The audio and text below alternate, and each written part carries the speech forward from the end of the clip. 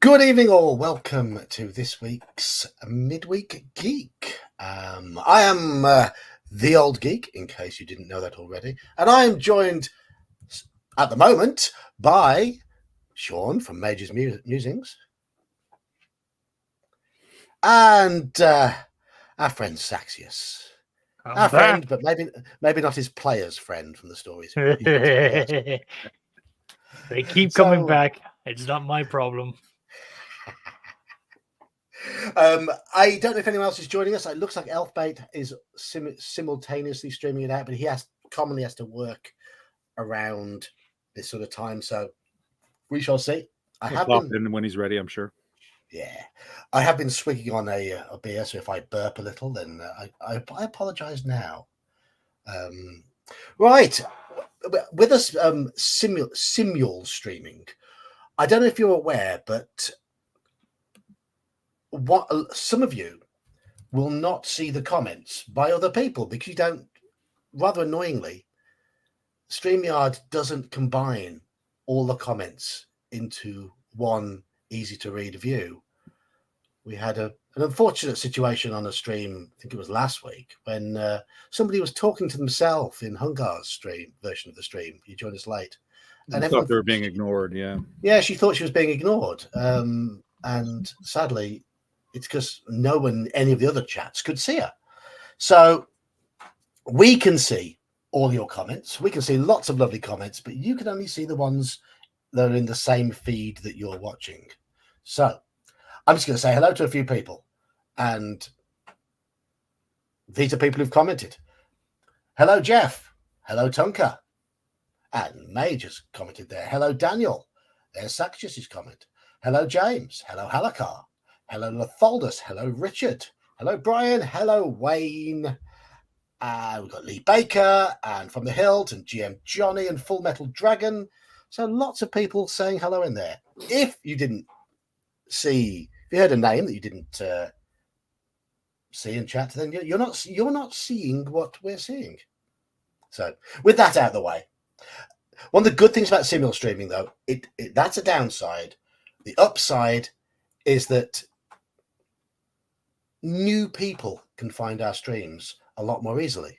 You just have to subscribe to Major's Musings and you'll see my stream and vice versa.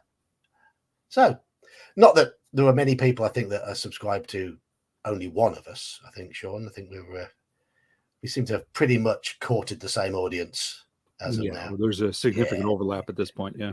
There is, yes. Good evening, Gene. How are you doing? And of course, we have Saxius with us. And Saxius doesn't have a YouTube channel yet. He's a regular guest of mine. I just show up at the door and you've let me in. Like a vampire, I've now got unfettered access to this part of the streaming. Are you saying I should never have invited you in? Is that what it is? Listen, I have no fault in this. You're the one who has had to deal with me. Here I am, continuously showing up. There we go. Right. Right. Tonight's stream is a bit of a chill stream. The idea is that we talk about our YouTube channels, things we like, things we want to do, and I think a bit of constructive criticism, things we could do. Maybe we could talk about things we could do better, things that are holding us back, why we set up a channel. And from Saxius, why haven't you, for one? We'll come to that later. But what makes you subscribe to other people's channels? What sort of things do you look for when you want to subscribe to people's channels? These are the sort of things we want to cover. Hello, Ian. How are you doing? But we're also going to have a bit of an Ask Us Anything type thing. We have our first question already. I mean, Jeff has asked Mage any suggestions for a short drow or lull adventure. I just responded. I don't actually. I don't often use the drow. I mean, once in a while, but nothing like significant. But when the Night Below campaign enters the Underdark, the drow are going to be a big issue. So I'm going to have to come up with some dastardly things. Yes. And I would argue, I mean, I played AD&D in Greyhawk, and the drow, certainly around the time of Greyhawk when I was running it, was around the time of Against the Giants and Descent into the Depths of the Earth, that sort of chronology. And the idea that any encounter with the drow and subsequently Lolth should be short just doesn't fit, because they are going to be a long way beneath the earth, and Lolth is going to be commanding a lot of drow and probably on another plane, or maybe her avatar will be in the drow city. And yeah, so I've got no experience of short drow and Lolth stuff because I've never looked for it. Sean has disappeared. Well, it depends though. Like if we're talking about short encounters with the drow, from my understanding, for the short it is you either survive and they die, or you're enslaved, and you're having a long trek down into the Underdark, where you will suddenly learn the Australian accent very well because you're now down under. The thing is, Rocky. I don't like to put the drow. I don't like to put the drow anywhere near the surface. Slave raids. Just attack the upstairs. That's why Sverfnablin exist. Say that name again? Snurfneblings. Snurfneblings. They exist. Yeah. I mean, drow won't go. Why would evil drow trek for hundreds of miles to the surface to take some wimpy humans who will probably get ill and can't see down in the dark very well, when they could get some tough little gnomes that are accustomed to living down in the dark? For information. Yeah, okay. But what do humans know that drow would want to know? Surface information. Surface information, the currency of the Underdark. Drow aren't interested in the surface. They're not interested. They don't need to be. There is a consistent war against them and the elves. They are at consistent war with the elves, first and foremost. They are having to deal with the different form of currency in the Underdark, such as the Kuatoas. They don't really need gold, but they would love some slaves for their sacrifices to the almighty Blibdulpub. So naturally, you're going to be entering into my favorite part of any world, which is commerce and logistics. So naturally, you're going to be having different parts of the drow houses. Some of them are going to be specializing in going into the top parts. They will be closer to the higher parts of the Underdark, or closer to the surface to launch their raids. It's going to be blitz attacks, quick in, grab the people, get out. You never knew they were there. That's the whole point of what they do. They trek for hundreds of miles. They want to maximize their efforts. It is no different than what the Vikings did when they came from Scandinavia over to England or down to France, or even the Moors. They did this, very long trek, quick campaign, get everything that's not nailed to the ground, and get out. That was the entire point. And that you would have to apply the same sort of mentality for the drow. And if it's not just going to be a case of slaves information, then think about the things that they can then gather. A quick attack against a city, catching it by surprise, especially if the wizards there aren't prepared. There's going to be some components that they can really quickly get their hands on.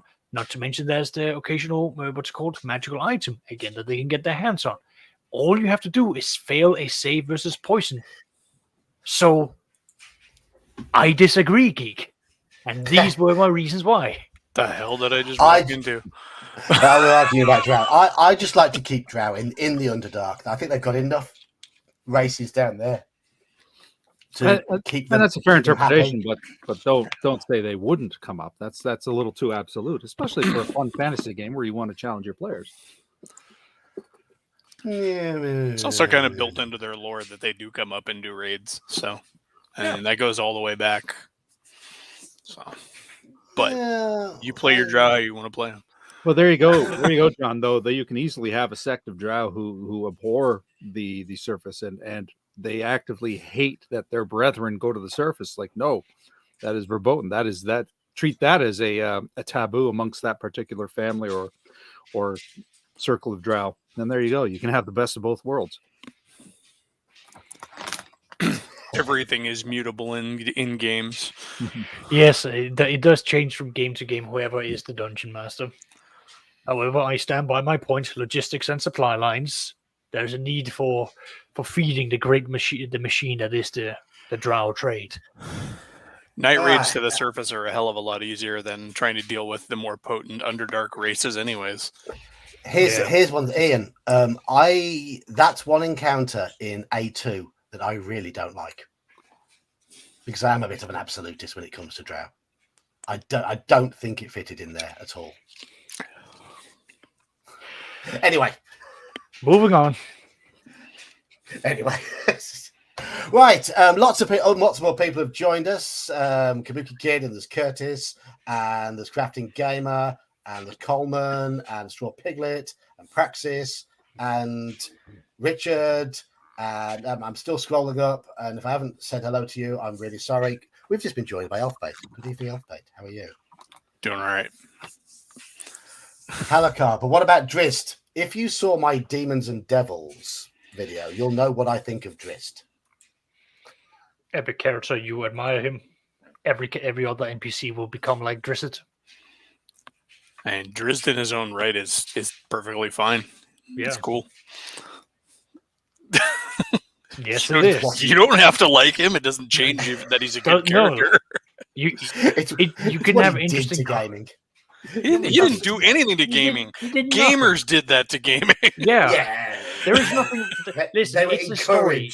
encouraged. The very idea of someone going from, okay, I come from a background where I'm taught to be evil, I'm taught to do all these things, I'm now overcoming it, I'm going through these character arcs. That is good story. And that's what those books are. Yeah. Exactly. And it's what the books are about. They are stories. People just happen to latch onto it and go, I really like this, and I want to mimic this in my games.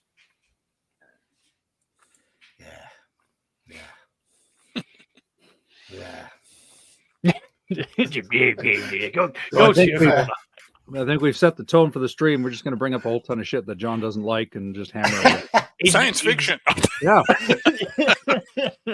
Allow me to introduce you to high fantasy.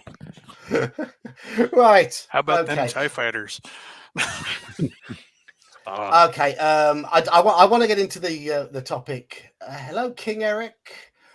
Anyone else I haven't said hello to? I don't know. So now you know about me. I'm a miserable old git, and everyone else here is trying to cheer me up. Right. This is going to be a stream where we're talking about what we like and what we don't like as much as anything. But something we do all like is gaming. So keeping it short and sweet. Any games at the weekend or since we last met? Well, I played your game. Yes.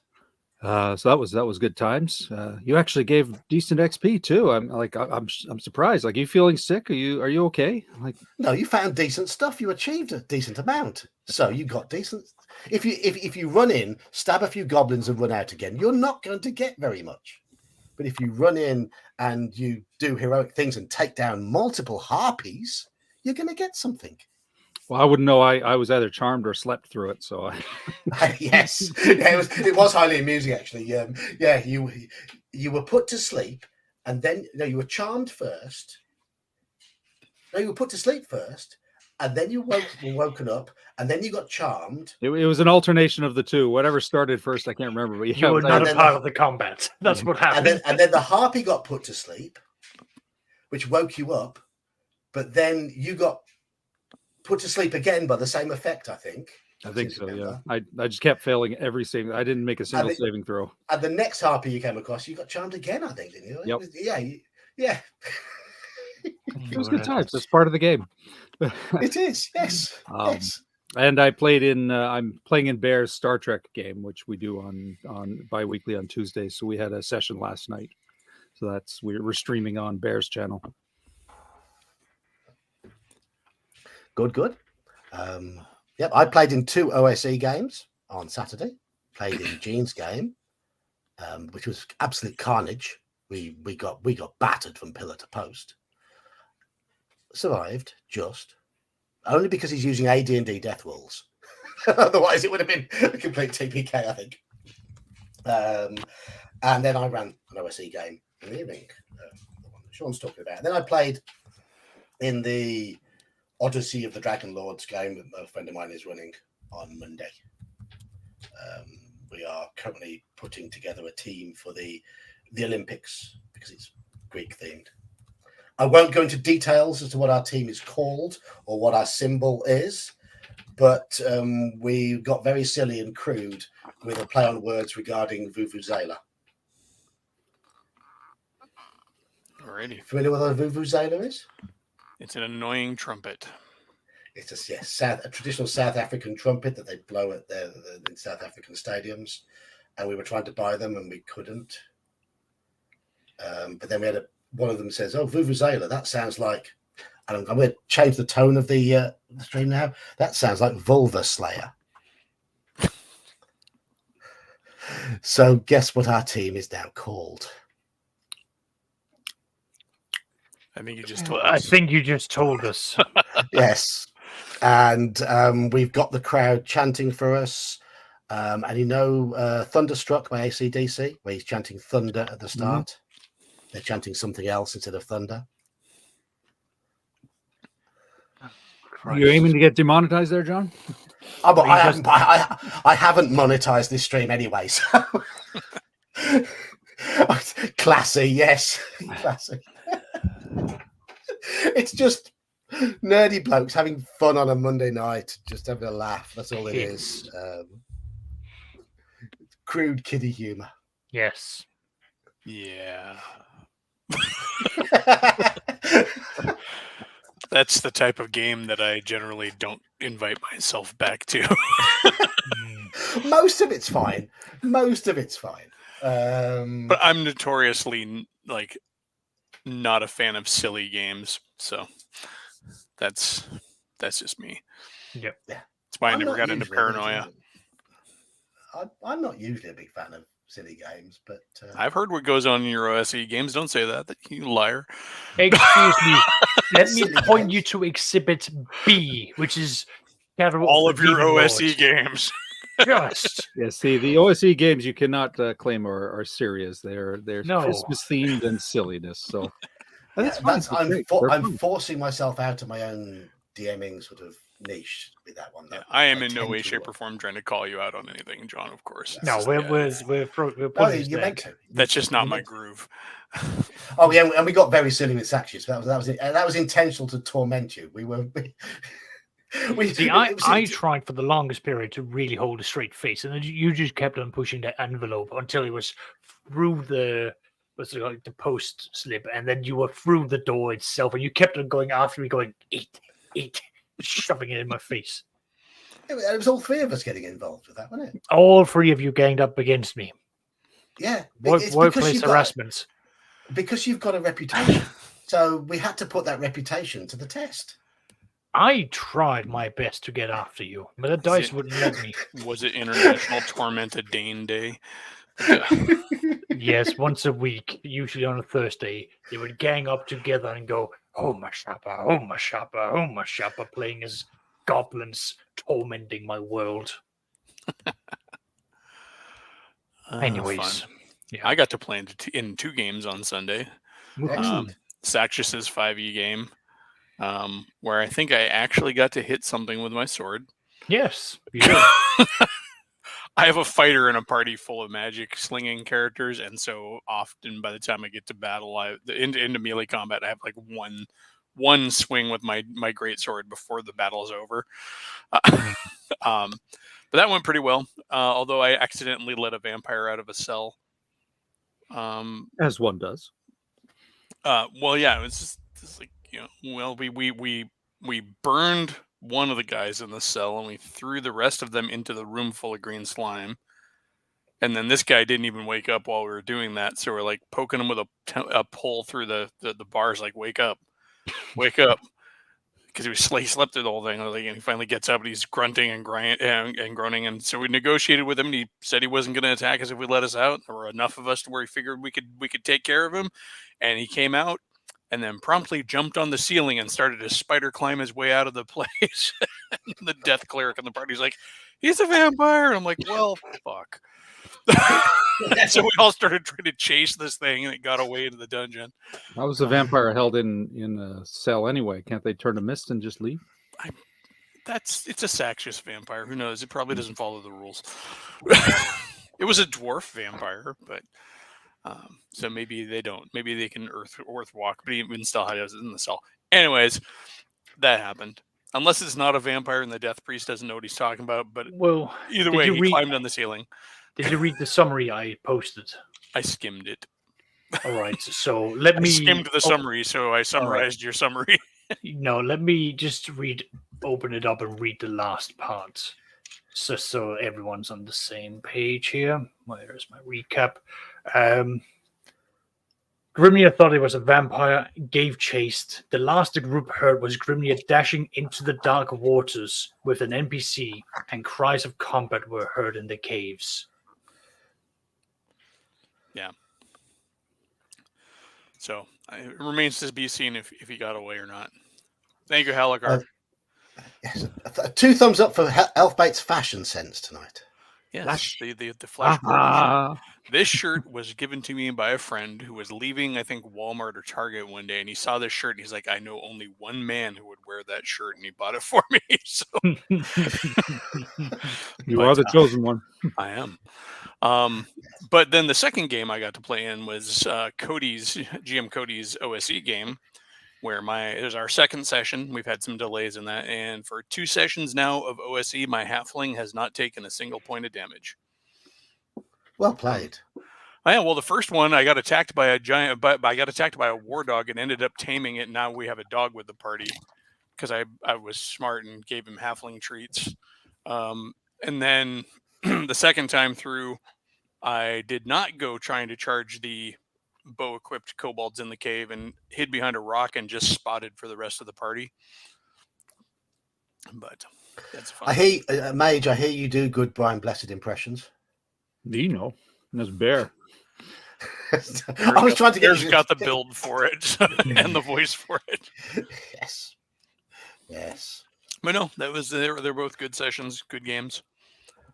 The Right. OSU game ended up with us having to spend 2 weeks in town while the party healed. As it should be an old school game. Right. Anyway, we are here to talk about gaming and YouTube and stuff like that. 3 of us here have YouTube channels, and Saxious, you are a consumer rather than a producer. Yes. Exactly. Okay, so we'll go around. Sean, what drove you to create your YouTube channel?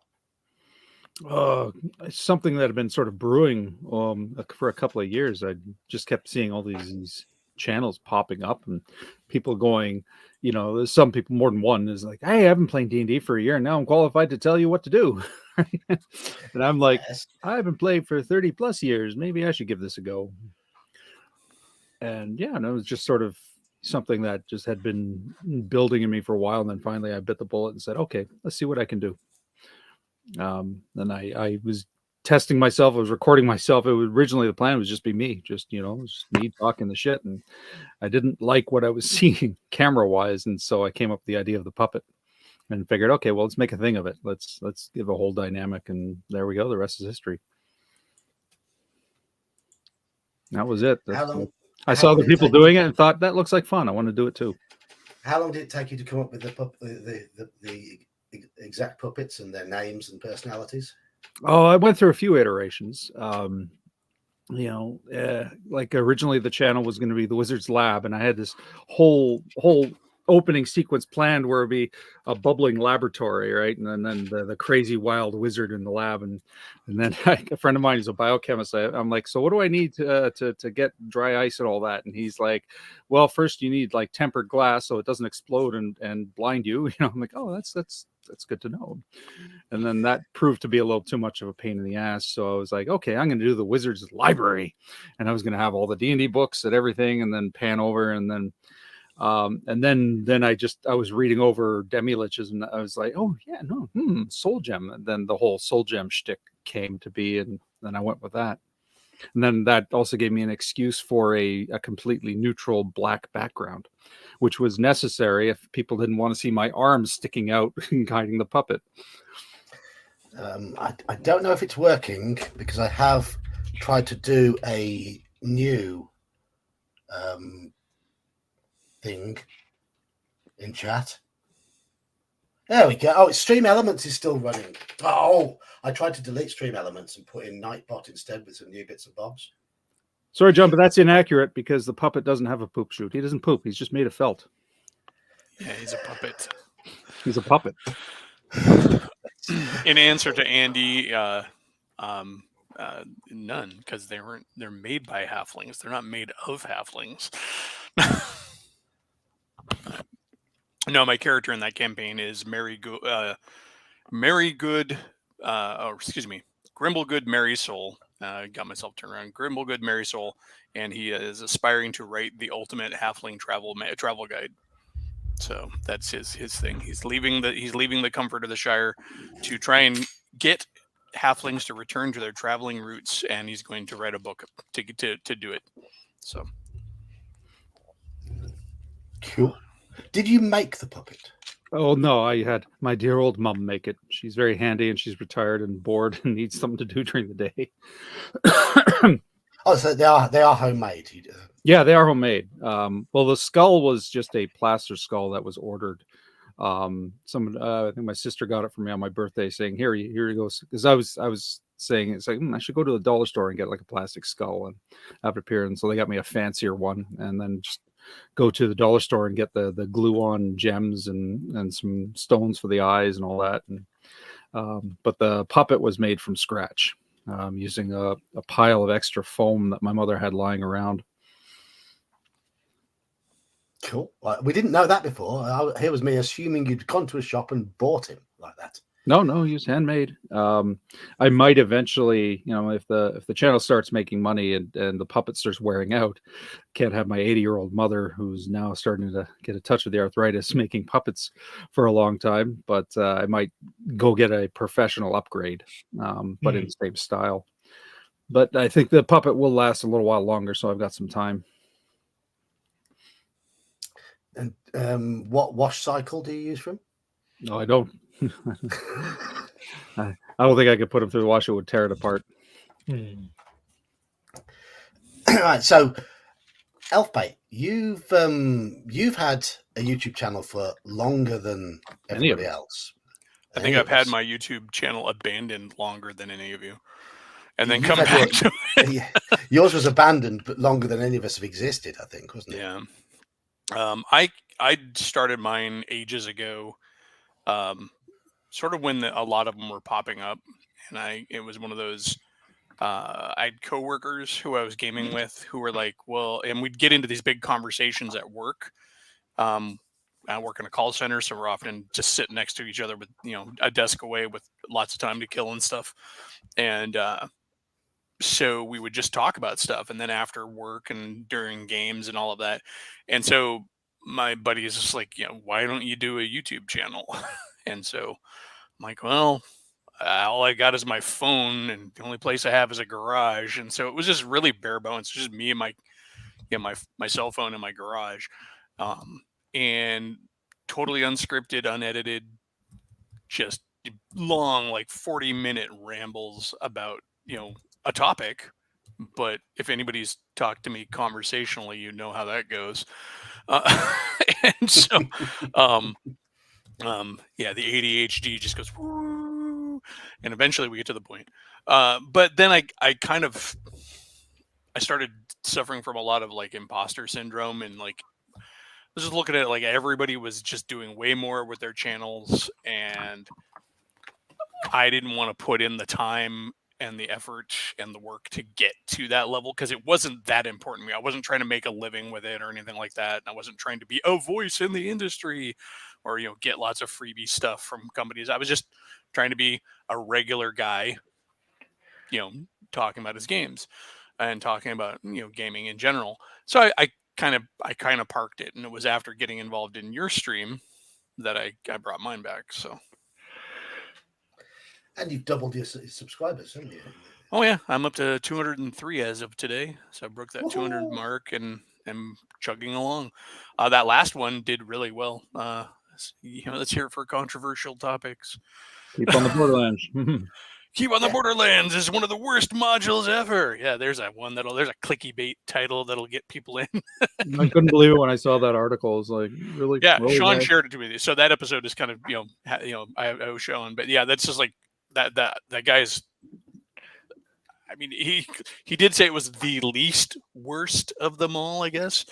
And for some reason, his rating system starts at 1 and gets worse as you go higher in numbers. That's not how rating systems usually go, because number 1 is usually the worst. But Yeah.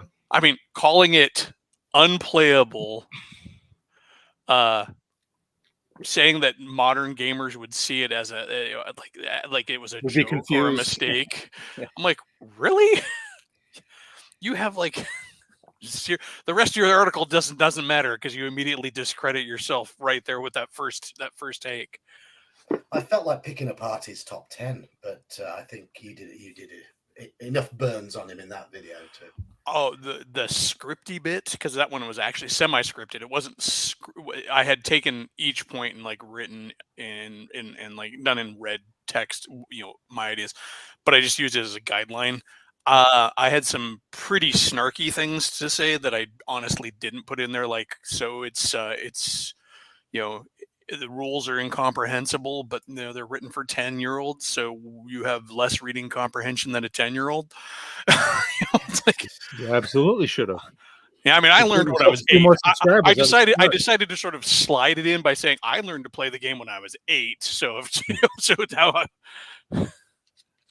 yeah, but I mean, I try to avoid those things, but yeah. I was 11 when I first encountered the game, and no, it's not hard. It really isn't hard. So I think I've said before why I created my channel, but I'll just reiterate. I originally created my channel purely to do reviews of old AD&D stuff originally, and that's how I started. And I just had this headset. You can see it's battered, absolutely battered. But I used to sit the microphone up on the table and try and talk into it there. Try and talk into it and try not touch the table or anything while I was talking. And it didn't record very well. I didn't even have a webcam when I started. Certainly for the first video, I had no idea. I didn't even know what video editing software I was going to use. I just recorded me talking bollocks for about half an hour, and then found some software to edit it, and found some pictures and threw it on the internet. That was my. I cut out the worst bits when I got some, and I was learning to use the editing software as I was going along with that first one.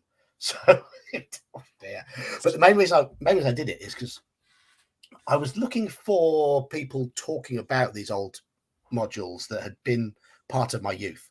I played loads of them. I relied on them because my gaming group was scattered all over the city. We didn't have much time to get together, so the idea of running a self-written lengthy campaign was just never going to work. So we used a lot of the modules, and I was reading a lot of blogs about them and disagreeing with a lot of what was said. And I looked on YouTube, and the reviews I was finding tended to be a bloke with his camera on the module, and he just sort of flipped through it, very monotone. Flip through, very, very monotone, saying, "Oh, look at this. That's really cool. And then on this page, it's got this. And look at that. That's really cool as well." And nobody seemed to be really deconstructing them, really giving a genuine feeling as if they had run it. And these videos were hour-long rambles, and I wanted to create 10 to 15-minute reviews that were easily digestible of stuff that I'd run, saying why I liked it or why I didn't like it or what was good or what I'd change or what have you. And also, I vowed to start with the UK series because they're woefully underrepresented in all American YouTubers' channels, all US-based blogs, all listings or whatever of all the modules. Rarely ever mention them, and I loved them. I just thought they were people were missing out on them. So that's why I started with them. And arguably now they're my worst reviews in terms of quality, but they're also my most, I'm not going to say they're my most honest, but my most down to earth sort of. They weren't scripted. They were just me rambling and then splicing bits that I liked together afterwards. I didn't start scripting for about the first until after about 6 months. But that's how mine started. That's why mine started. So I wanted to get some other perspectives out there and sensible, digestible reviews that genuinely felt like the person was meaning what they were saying and talking from experience. So there you go. Yes, Kabuki Kid. UK modules are mostly all quality, especially UK 2 and 3. 3 is better than 2, but as a pair, they're excellent. UK 4 is really good. UK 1 is interesting and has its merits. UK 5 is a good building block. And I've not run 6 and 7. I've read them, but I've not run them. So there you go. Anyway, that's why I started. And since then, I've barely got anywhere in terms of my production quality. I've got a decent microphone now, but I'm still an absolute Luddite when it comes to the software. Saxius was telling me off before the stream because I don't use Audacity. You have the audacity to not use Audacity. Yeah.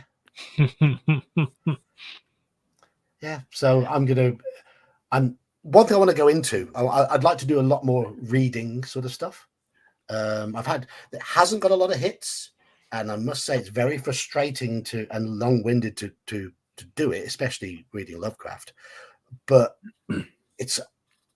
I like the finished result. So I'd like to go into that a fair bit more, and Audacity is the way to record then, Saxius. Thank you. So in short, John started his channel from passion, Eli started it from peer pressure, and I started it from FOMO. Yeah, I mean, I really should learn editing software someday. I just really can't be bothered. That was my biggest problem all along. I just go ahead. Right, we are going to having had that little thing there. This, I'm guessing, is a donation to. It came to my Mage. channel. Yeah. Yes. So thank you for donating to Mage, Coleman. Sean, no doubt, will appreciate that. What has been your favourite campaigns to run as DMs or stories you've enjoyed giving your players to be part of? I think we should start with Mage on this one. Well, my campaigns tend to be a mix of published modules, which I run a fair amount of, but also situations that grow organically out of situations that have happened at the table, where I have to create the scenario. They met somebody at random, and suddenly that random NPC now becomes a major player. So I think my now ended second ed campaign was probably one of the best ones I've run. It ran 19 years, encompassed probably about 10 or 11 different gaming groups with some player overlap. And it had a story. Like that was still the remnants of my storytelling days before I went pure sandbox, but it was still very sandbox. But the players loved it. I know one player, a friend of mine, is still mad at me for ending it. I keep getting snarky remarks and whining, even though he's now committed to my first ed game. But that one started. I almost started in 2000. I'm just trying to think. I had plans. Something I now dissuade people. Never have plans, but I had plans. To run them through a series of various modules, including Ravenloft. Ravenloft is where one branch of that group died. They went into Ravenloft and all got TPK'd. And I had planned on doing a Ravenloft campaign as a branch off from that, but it didn't work. But that was overall my favorite. Like I love the games I'm running now, but that one, I still have players talking about it. And mix of modules that you're familiar with. They did keep on the Borderlands in there. They did obviously Ravenloft, Temple of Elemental Evil. They got through Hamlet. They rolled up to the Temple of Elemental Evil and said, "Nope, we're leaving," and left. And that was the end of that campaign. They just left the country. And a variety of other modules. I ended it off with the Pharaoh trilogy, the Desert of Desolation trilogy, which dovetailed into the Gygax Wonderland ones, Dungeon Land and Land Beyond the Magic Mirror, which was the campaign finale. So that was a good one. Just a mix of the modules and consequences of the player's actions. Which is those Dungeon Land ones are evil as well. They are really, really tough. The characters were really high level by the time they got there, organically. Like they had they need to level. be. They need to be, because those are horrid on the players. Yep, half the group didn't make it out, but the ones that surprised. did found the portal, and 2 went home, and 2 went to an alternate dimension to find the fate of an NPC ally of theirs. So it was like, great, you're creating more story as we're ending. So, Saxius, your favorite campaign to run as a DM, and it's goblins, isn't it? It's goblins. It's definitely goblins. It's definitely goblins. God, it's been. I mean, I have been DMing almost non-stop now for like 12 plus years now. So I have a multitude of games. It's really hard to pick. I can share the one that I really enjoyed as a player, because that's when I made one of them. Oh, yeah, never mind. The favorite one I have had as a DM. That's tough, to be honest, because most of my campaigns have got something that makes it enjoyable for them. But I've really been digging myself into my 2nd edition group, because I've had to basically, I got the chance of basically combining all of the things that I've accumulated of learning into a group that actually allows me to sort of like deep dive into what I tend to do with my Excel sheets, with the building from 0 to hero all the way up using 2nd edition. I really enjoyed that, and I liked it because the players challenged me as a DM, which I mean, in the sense of like, I've got to go back and reread the basics. That to me is good, because I've now got to make sure I've got like the groundwork covered, but then build it up from there. So as a DM, that I quite like. As a player, I was in a 2-year-long campaign by a DM when I lived in China. It was set in Korea. However, it was set during a very specific in Korea, where the north was controlled by the Chinese and the south was a number of Korean warlords. So I got to play that in a very unusual setting, me being European oriented. It was very different. I enjoyed it. Even though it was Korean based, I made my character, whose name was Saxius, and he went through the whole trials and tribulations of starting out as a paladin, falling, becoming a warrior, and then finding embracement as a blackguard to Orcus and rising up that way before he was eventually killed off. My character that was, which enraged me, and I physically flipped the table because of that. Just not happy. It's 2 years every weekend, gaming Friday to Sunday. Got to reach to level 27. I was so angry that he died, but it was probably the best ending that we could have had. I don't know. I don't think I could be angry if I got a character to 27 and he died. It just got to the point where, like, again, every weekend, so like we would be gaming during the lunch breaks, even during classes, we would be sitting and just like passing like quick notes back and forth, and you might occasionally hear like the dice clattering because someone had to fall out of their books when they rolled. Like there was so much investment into it that we just didn't stop gaming, even though we weren't physically together around the table. Like we would still be across the high school, and we'd meet up every time and be like, okay, I rolled this, I've done that, and just reconvene and continue.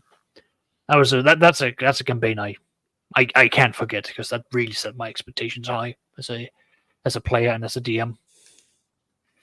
Before I come to Elfbait's favorite campaign, my channel was known for reviews. I'm just going to do a little review now that I've actually experienced properly this first can. This is the first time I've ever had an American Pale Ale. This was bought for me for my birthday by my brother-in-law, and I've been sipping on this. And this is my official review of this beer. The can size is stupid, right? It's too small. You have soft drinks in this size can.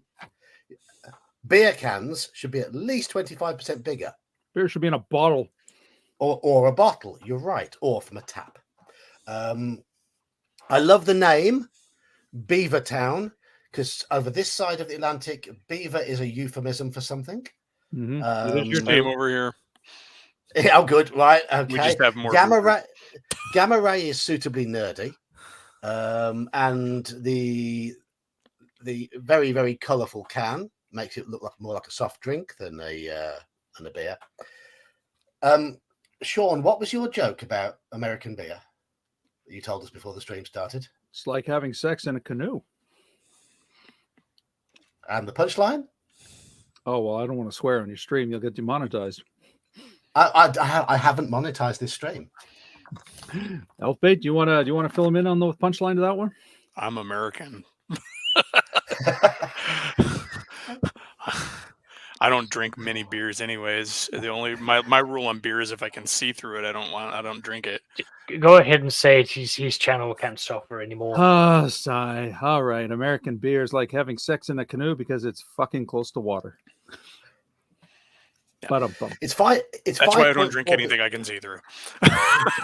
It's 5.4% alcohol. It doesn't taste like it. It's drinkable. It quenches the thirst, but it doesn't have the flavor. It doesn't have the flavor. So there we go. Anyhow, that's an honest review of the first ever American Pale Ale that I've ever tried. So, Elfbait, your favorite campaign to run? I'm the wrong guy to ask because I barely played modules. It can be a campaign that you've designed. Specific to modules. I know. It's just harder to pinpoint the umpty bazillion years of homebrew. Yeah. I think my favorite is not a fantasy campaign. It was a superhero campaign where I had 3 separate groups. I had 1 team and 2 solo characters who were occasionally crossing over and eventually working towards the same like universe-shattering event. So it was really cool. And then occasionally we'd have like walk-on players, guys who just kind of like in your campaign, you have the guest players, Sean. We'd have somebody who was like, "Oh, superhero sounds cool," so they'd make up a superhero, and it'd be just like that Marvel issue where like Spider-Man's tooling around and he runs into Bunny Man, and yeah, I remember Bunny Man greatly. He was awesome. But no, it never got to that point, but it was just really fun seeing how all the parts moved around and stuff. So it was pretty cool. I've got a very simple answer for I thought I did. Oh no! I was saying, so many of the other campaigns I played in and ran were kind of the D&D campaign version of a run-on sentence, in that they just sort of just kept going and going without any specific beginnings or ending, and the punctuation was really bad. We'd cycle characters in and out and change who was running the game back and forth, and it was we did that for decades because my best friend from 8th grade and I I moved out from living with him as a roommate when I was almost 30. So we were constantly gaming, and we had a gaming house. You come home, it's like, what are we playing? Not are we gaming? It's like, what are we playing? And it might be Star Wars, it might be Rifts, it might be D&D, it could be whatever, it could be a miniatures game. So yeah, it's kind of like being like blackout drunk for decades, but with gaming, it just all blurs together. For me, in terms of running a game, I'm picking this one because it was interesting to read. For me, the ultimate challenge. It was great the way my players got into it. I loved all the historical aspects, and I love the fact that it proved that Cthulhu could be used as a campaign game. And that was when I ran Horror on the Orient Express. Sadly, we never finished it because of lockdowns and what have you, and we weren't able to reconvene that group, which is a real shame because half of the group, by the end of when all that nonsense had finished, half the group had different schedules, different jobs, new family members, things like that, and couldn't commit to playing anymore, which was a real shame. But I'd like to restart that at some point, or at least be started from the beginning. And in terms of playing, I've played with a lot of good DMs. I'm lucky in that sense. But I'm going to say it is the short Call of Cthulhu game that I played about 6 months before I dared dipping my toes into Horror on the Orient Express. And it was at a local game shop. And our group had sort of got together through the shop and we booked out a room. And we'd all been running games and they'd been pretty good. And then one guy, Dave, offered to run a game. We didn't know what he'd be like as a DM. He was best way to describe him. He was I believe his father was from Jamaica. His mother was from Britain. He was a big guy, big personality, even bigger afro. Huge, massive sense of humor. And he basically took Masks of Nyarlathotep, cut it down, shifted the locations, and used bits of it to make his own little story. And when we were trying to interview a Caribbean shoe shiner on a street corner, the accent he gave him was utterly unintelligible. It was so fantastic. It was so good. But no, the way he ran with a smile on his face, a sense of humor, really good accents, loads of props, and really got us into it.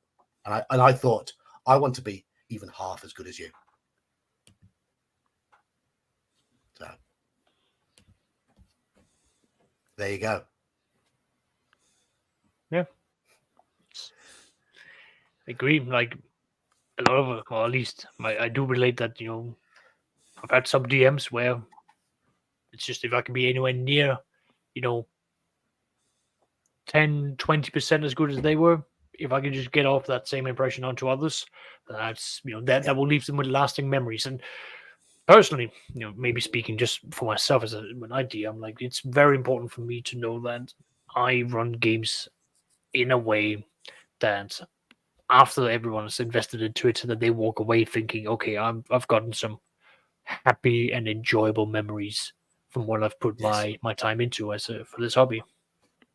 And to me, that's the important thing. As far as I'm concerned, we played for about 10, 12 sessions, and that time I would say Dave pretty much taught me how Call of Cthulhu should be run. And yeah, he was really, and it was a joy, an absolute joy to play. So Dave, if you ever watch this, cheers, mate. Cheers, mate. I'd like to get that group back together at some point because it was a good group. That was a good group. So those are our best games. Hope it answered that question. I did have a Rifts game back when I was late teens, early 20s. Not exactly my best, but it was memorable in that it was the first time our group had ever seen a campaign to conclusion. We had a proper finale. It ran a couple of years, and then we concluded it. And that was a big deal for us back then. It was like, wow, all the games always fell apart, but this one lasted. How did we do it? Yeah. I don't think I've ever had that. A game run to conclusion? Nope. Ever. It's always either the DM who was running it or GM who was running it would get bored and move on to something else, or not even get bored, but just buy something new and we'd change gears, or I would do the same thing. Like I think part of it is because we ran our campaigns so open-ended and like just running them forever. Yeah. So it's inevitable that you're going to get a new idea and run it, as opposed to if you're running shorter stints, you can get those done, but we never did that. We always ran our games as just open-ended, run them until you just got sick of them or you got bored. So I think I've just counted like 5 campaigns of like 12 plus years of DMing that's actually come to any form that I will call for a conclusion. gets a beer. Hey there, hi there, ho there. Hey, that's my line, buddy. Good You evening, said Bear. it when you popped in. Well, I didn't want to interrupt someone who was talking because apparently I'm the only Canadian with manners today. Wow. Well, I like to buck the trend. You Sorry. see. Where were you, Bear, when we needed someone to do a Brian Blessed impression about half an hour ago? Sorry, making money. I apologize. But it's absolutely insane that you needed him. Cheers, Bear. Cheers, Bear. Right. I like being a dancing monkey for you, man. Now do Jesse Ventura. Now, why don't you go? Never mind. I'll be nice. It's not my show. I'm gonna say King Eric. Neither. Guess again. Think Hamlet, not Beowulf. Yes. That'll give it away. It's pretty easy. think Lego and bacon. Ooh. They're superior Scandinavian. Think delicious French pastries that are named for other countries. Exactly. Right. I have got a few things starred here. I'm just bringing this one up. I don't know whether to take that as a compliment or just, am I the stereotypical British gnome? What is a stereotypical British gnome, please? You know, those little garden gnomes you get. Oh, those are British. I didn't realize I thought they were just Oh, obnoxious. very British. I thought that was Okay. just gnomes. Yeah. No, very British. Mhm. No. I thought Travelocity invented them. A deep cut, the early 2000s. I'd like to see where they were invented, actually, because I know. I was just. Well, it's going to be Denmark. Considering they're based after the Nissa, so probably. Yeah. They're red caps, right? They're based on red caps. No, Nissa. If only.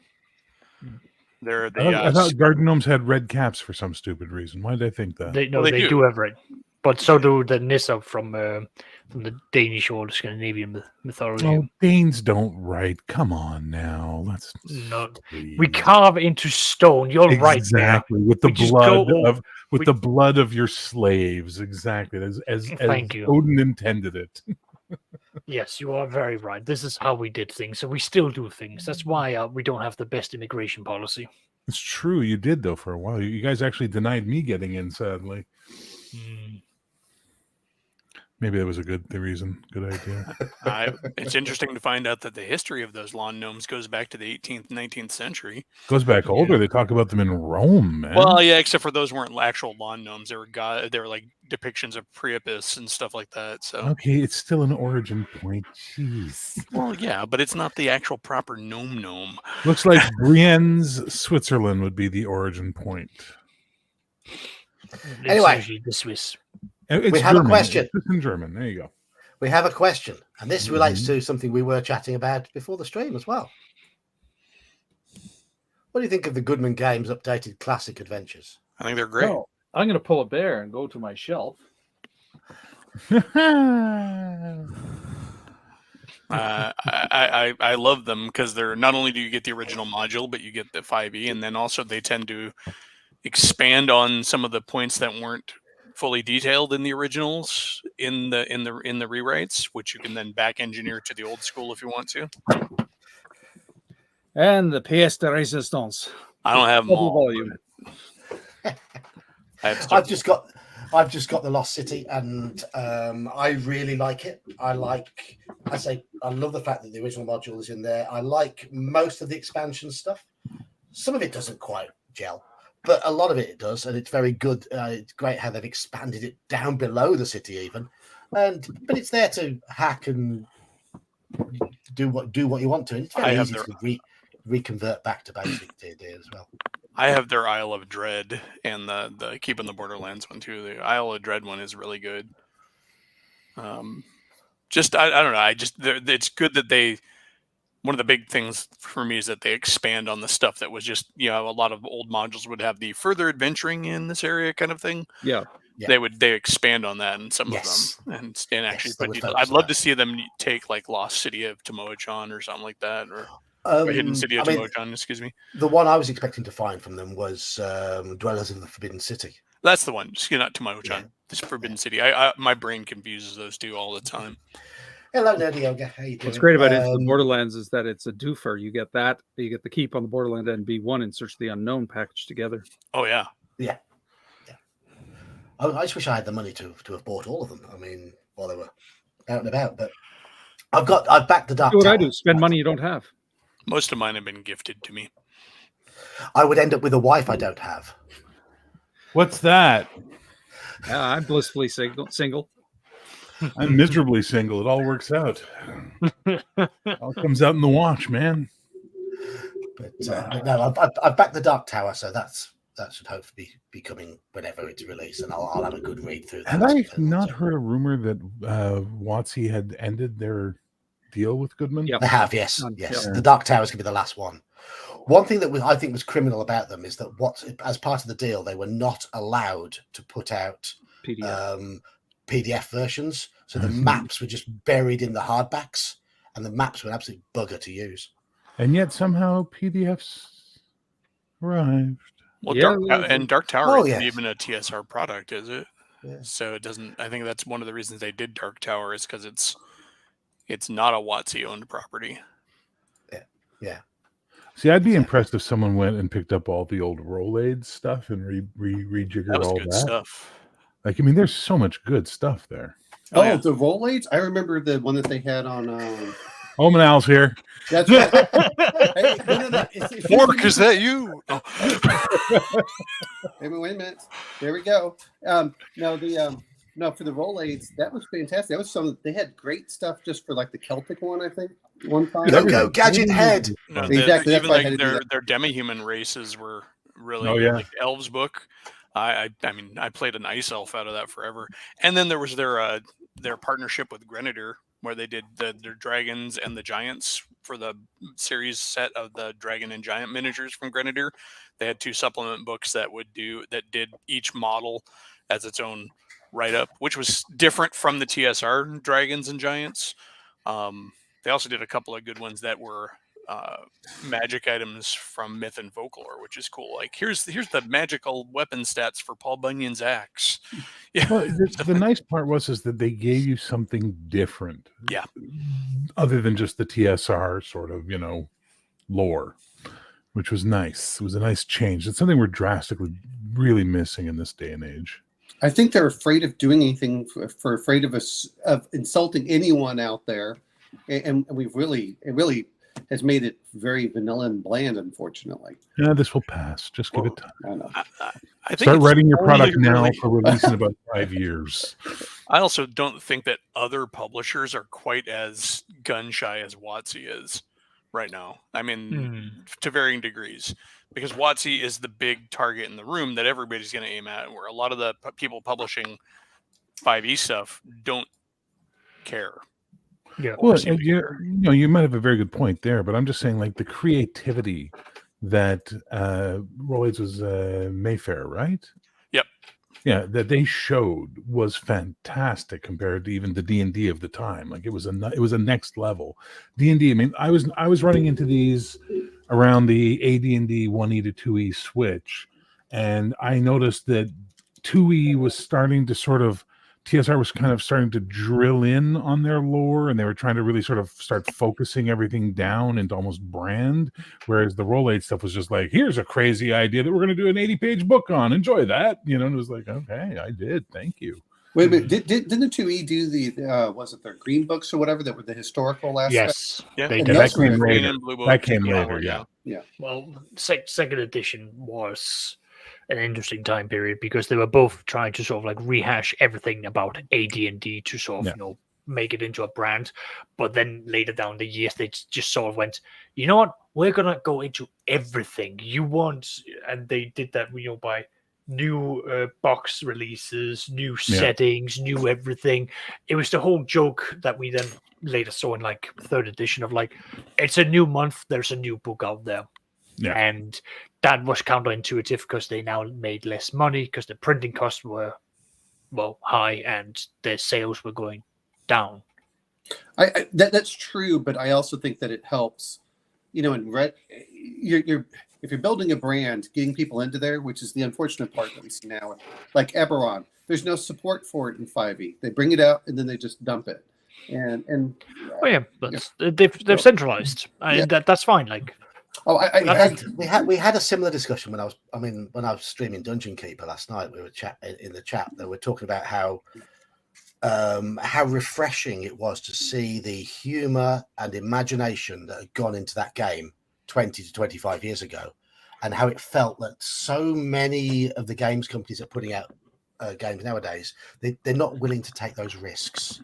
Everything is just like a safe certainty. It's this year's FIFA or this year, and it's just rehash after rehash. There's a lot of that. This is also the problem with the film industry. It's with all the industries, is that they have trained their audiences to expect this, want this, and desire it, right? They've trained them to want this stable, safe, constant drip feed of the same thing, slightly improved, better art, whatever, over time. No one takes risks anymore. Like, look at the film industry. There's only one company I can think of really off the top of my head that's taking risks with their film, and that's A24. They did that great Green Knight film. I don't know if you saw that one or not. Yeah. No, as a Brit, I would think you would. But it's like, otherwise, good. Yeah. The otherwise, everything is drip feed, same thing over and over again. Maybe a new color, maybe a new style. And the audience craves that now because they've been programmed for 15, 20 years to expect it. There's that, but I'm going to also say that, whether, and I know we're talking about video games a little bit, if you look at Warcraft with just the humor, every time that I would keep pressing the guys to see what they would say. Quit touching me, and things like that as you were double clicking. And those were a lot of fun. And yes, I think that's where Kickstarter and Indiegogo and all these crowdfunding have really helped out with the 5e aspect for it. But I know, why do we do this? I'll say this much. Guys, shout out to Mage's Musing. Slan. Grumpy Old Slan doing the S4 where he's redrawing the maps. I watched that this morning. In Dungeon Keeper, you've got the little comments like, you have too many mistresses. There are words for keepers like you. It's little things like that pop up during the game, and it's genuinely funny. I think Dungeons is trying to do that as well. Dungeons is a spiritual successor to Dungeon Keeper. Yeah, but not enough of them are doing it. And I just heard, like Baldur's Gate 3, they said it's almost a passion project. And I know that, but by doing that, you can see the love and the care that they had. It's like, we're going to create a game that we want to play and hope that you want to play it too. Instead of speaking of love and care.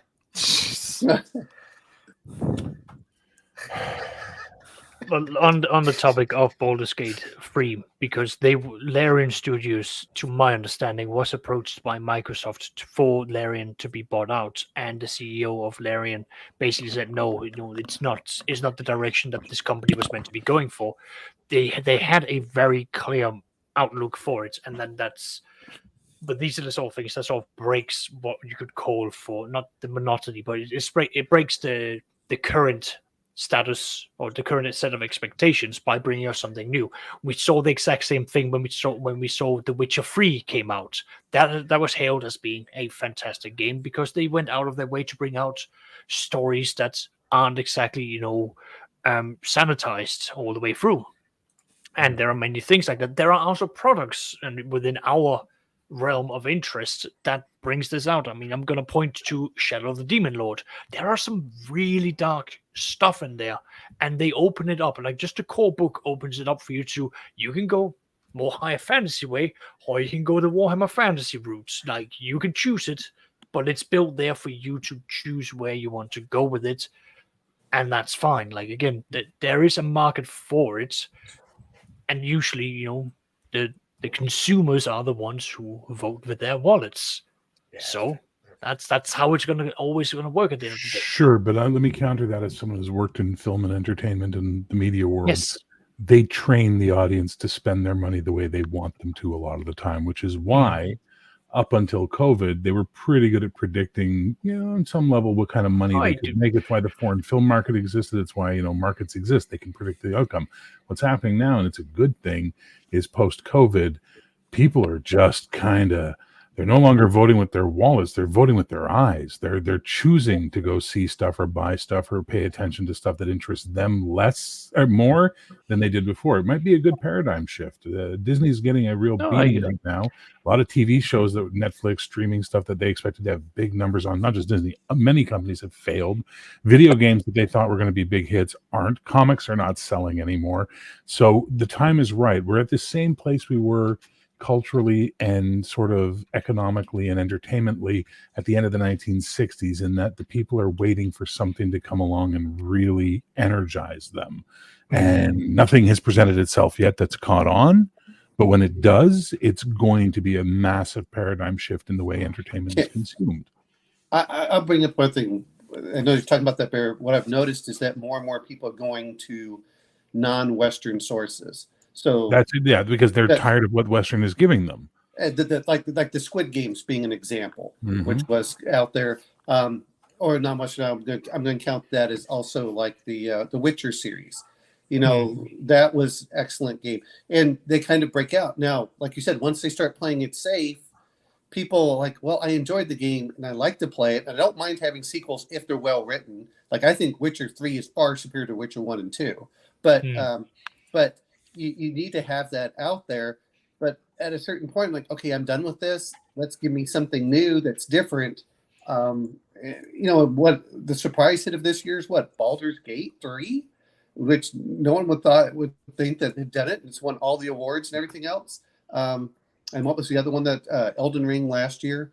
A lot of these, I think, are out there. They're kind of breaking some of the molds. And, they are refined, but people are desperate for other things. And like you're talking about with the film industry, the other part that comes down to it is if you're not making very good products, especially now, whether it's RPGs or books or anything else, I can just pick up the old stuff. I enjoy watching the older movies. And let's be honest, for movies, you have 100 years almost of movies that I can go watch. And I don't mind rewatching some of the great classics from 40 years. Over 100 years, yeah. No, it's true. But here's the thing. We are not the audience. Get this through our heads, old men. We are no longer the wallet that steers the market. We are no longer the opinion that matters.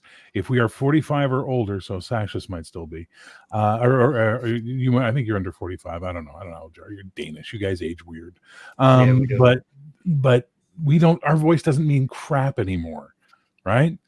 I just watched a really good documentary on my lunch break about the modern rap movement, and I was looking at these psychopaths going, what the hell's wrong with their faces? Why do they have tattoos all over them? And, they were playing clips, bless you, John. They were playing clips of their music, and I'm like, okay, I never liked rap to begin with, but what the hell is this? And I realized horribly, we are not the market anymore. We are no longer the market. So we can pontificate till the cows come home about what we think is important or we think is good. It's the generation coming up that's going to decide the future of all this. We remain on this planet to pontificate, though. It's part of isn't that the new motto of the British Empire? We have our stuff. We can just reconsume it until we die. Exactly. Which is why role-playing games make a horrible business anyways. Yeah. Well, I'm going to bring up the other part too, which is if you look at how much that said is disposable income is I have far more, so I can buy a lot more too. You may be in the minority there, though. So not a lot of people have a ton of disposable income. The rest of us are dealing with an inflation. I'm a two-income house, salaries, or up until recently been a two-income household, and still I can barely squeak out gaming purchases. I'm working at a job, Omanal, where I make money a year ago that was considered a damn fine salary, and this year is like, oh my God, I'm not making enough money to live. No. I understand that aspect, but it's also hitting the very young as well. I'm just saying that at a certain point and I know John's coming up this as well, we're starting to, those of us who have kids, as they start leaving the house, that's one less thing that we have to spend. Well, now what do we do? And now it's like, oh, okay, I can actually afford your bills. Yeah, I know. Yeah. To be honest, you actually get through the month without having to eke by to the next paycheck of the next month. That's that's my wife's and my grand achievement. Hey, look, we're not as desperate as we used to be. I know I'm quite lucky in this sense because, my daughter has chosen not to go to university and she's chosen to get an apprenticeship. Nice, smart girl. Yeah. she's getting good money for that. Yeah. Which obviously, so it's not a drain on our finances. In fact, she's putting into the family pot. My wife's gone full time work, and both me and my wife work pretty much minimum wage jobs. But we bought our house over 20 years ago, so our mortgage is small. So while neither of us earn very much, our outgoings are very low. So, that's my cats aren't going to grow up and move out. So, I just need to make more money. Well, but that's what I'm trying to say. But are you sending them to college, Bear? No, I'm not sending them to college. I told them to get a trade. So one of them decided wood destruction is the way he wants to go, and the other decided sleep deprivation studies is his mate's. So reverse carpentry. It's OnlyFans for his cats. So when he puts it up there, they turned me down. Now I legit tried to create an OnlyFans for my stupid cats, and they deleted it and sent me a letter telling me it didn't match their content policy. What, you guys like pussy? I got two. Well, exactly. That's what I was thinking. It was like, no, but you didn't just have him play with a little string of yarn. I mean, come on, that worked for years for Facebook. Apparently not for OnlyFans, sir. Oh yes, but then I feel that you've been cheated there. Anyway, we do have a topic for this stream that we've been off for the last right 30 now. minutes. The vein No. He specifically wrote, "I don't really have a topic for this stream. Why don't we just come on and have a chat?" So we've been on. But then he gave it a topic. Yeah. Then I gave it a topic. Yeah, Yes, I gave it a topic. So yes, but we agreed the very earliest part of this entire stream. John is chaotic neutral. We can't hold him to anything, even his own word. Nightbot has just moaned at me. Who the heck are you, my evil twin? Stop spamming caps. Warning. Nightbot has just told me off. I've added Nightbot. I was playing around with that. You go, Nightbot. I believe in you. AI is rising up. I, for one, welcome our new AI overlords and remind them I'm quite good with Midjourney prompts. Our AI I've been feeding you data. Our current overlords. That's all I want to know. I will take AI overlords over our current overlords in a heartbeat, sir. In fact, Nightbot is telling stream elements off there. Oh, okay. Are we gonna have a Who the heck are fight? you, my evil twin? Oh, that would be awesome. Nerdy Org just hit it right there with that one. That's exactly how I feel when I'm like, why do I have an extra $100 in my bank account? What did I forget to pay? Uh-oh. You know, that happened to me at work one time. Is all of a sudden I noticed that my paycheck went up. And I went, oh, crap, they're going to take it back out later. I said, I better save this money until they finally said, oh, it's an award for blah, blah, blah. I said, could you tell me it's an award first before I freak out? Yeah. I actually got a dividend from my miniature sales last month and for a quarterly payout and was actually able to spend it on myself. What did I do? Bought more miniatures. That's fair. The problem is your income goes up, you go into a new bracket, and the government takes not only what you made, but just a little bit more. So you're actually behind where you would have been. Well, and that's what I meant is as we get older in certain cases, and I'm not saying everyone, and I understand that, but if you've paid off a house and things like that, you start having disposable income and you go, what else am I going to spend on? Because who are they making a lot of these collector's editions for? It can't be for like how I was when I was 16 or 17. Right? No, they're for the 30-somethings that are making an ungodly amount of money and have no problem spending it. And aren't married and have no kids and can't. A buddy of mine pointed out a G.I. Joe replica of like an old vehicle from the 80s that they made with all the trimmings, something like $1,000. Yeah, is that the HasLabs stuff from Hasbro's Labs or whatever I think so, yeah. Well, just like Hero Quest. Who are they appealing to for Heroes Quest? Someone, or the Dark Tower, stuff that games from the 80s. Like, you bring these back, and who's buying them? It seems like it's mostly middle-aged men that are just so. Well, yeah, for the nostalgia stuff, yeah. But, if you're talking about like the Beatles and Grimm or whatever it is for, D&D, that's my brother's demographic. My little brother and his crowd who are all, six-figure making folks. Well, I'm going to try and throw us back onto the topic of YouTube channels and things like that, because that was the topic. Why was are that we here? The topic? Oh, yes, well, now Bear's here. He can answer. What did I say? Questions. What was the question? Bear. Yeah. Oh, right. You missed that first because Omenal famously does not have his own channel. He's just on everybody else's. The deuce, you say. So Omenal, what made you start following everybody's channels? do you want me to really tell you? Okay, so for Geek, because he was reviewing modules as playing them, that was number one. So exactly what he said at the beginning. For Bear, just because I like his voice and his surliness and his astroturbic personality towards me, which is fine. Thank you, you bald freak. Yeah. Bear and Omanal sitting in a tree. Yeah. So, John, don't be jealous, okay?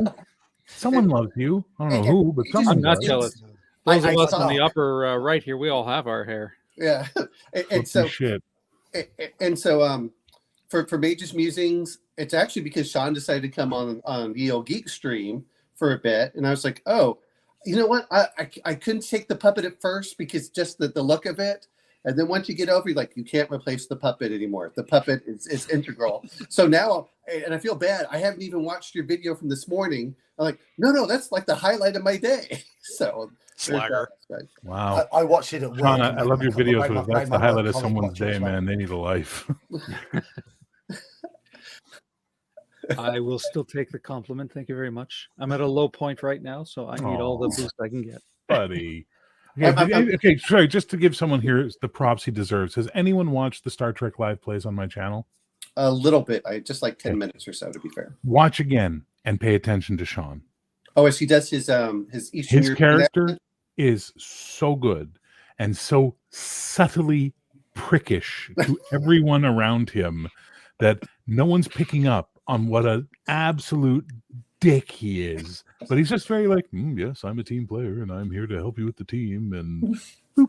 And Well, I contributed, didn't I? Oh yeah, he's a real. I love it. It's great. As Sorry. chief of security, I've got to make sure that people are on their toes. Yeah, that's it. I can't wait to do the Mirror Universe episode where they get to see you unleashed. Anyway, sorry about that. Sorry, go ahead. I just wanted to make him feel a bit better because I was ragging. No. We're all giving love out here. I got it. Like I said, I got to give love to Grumpy Old Slan doing his where he does all the maps. That's great. I've already downloaded it for S3, so I can use that sometime in the future as well.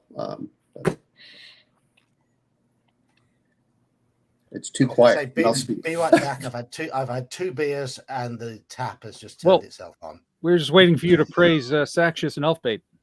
Well, I would love to praise Saxius, but he doesn't have his own channel. I really That's come true. on to listen to Saxius because of his accent and his. I always just see him as like the Boris Karloff of the group, sitting there as he goes over and he's like, "I've got to play the mummy character or the Grinch or something." So we got to go in there. And got to remind Eli before Bear and I decided to create the rivalry. Eli and I butted heads enough that we had to have John had to create his own channel for us. So Yep. Rivalry. We barely use it anymore. What are you talking about rivalry? I like you just fine, sir. Yeah, what? Also, you said Boris Karloff, which makes me want to hear Saxon say, "Boris Karloff's not fit to smell my shit." That's a deep Ed Wood cut. Boris sorry. Karloff. I'll be right back, guys. Who's Boris Karloff? Yeah. Oh no, he was the one that was in Ouch. the Dracula, wasn't No, he? it was Wow. Frankenstein.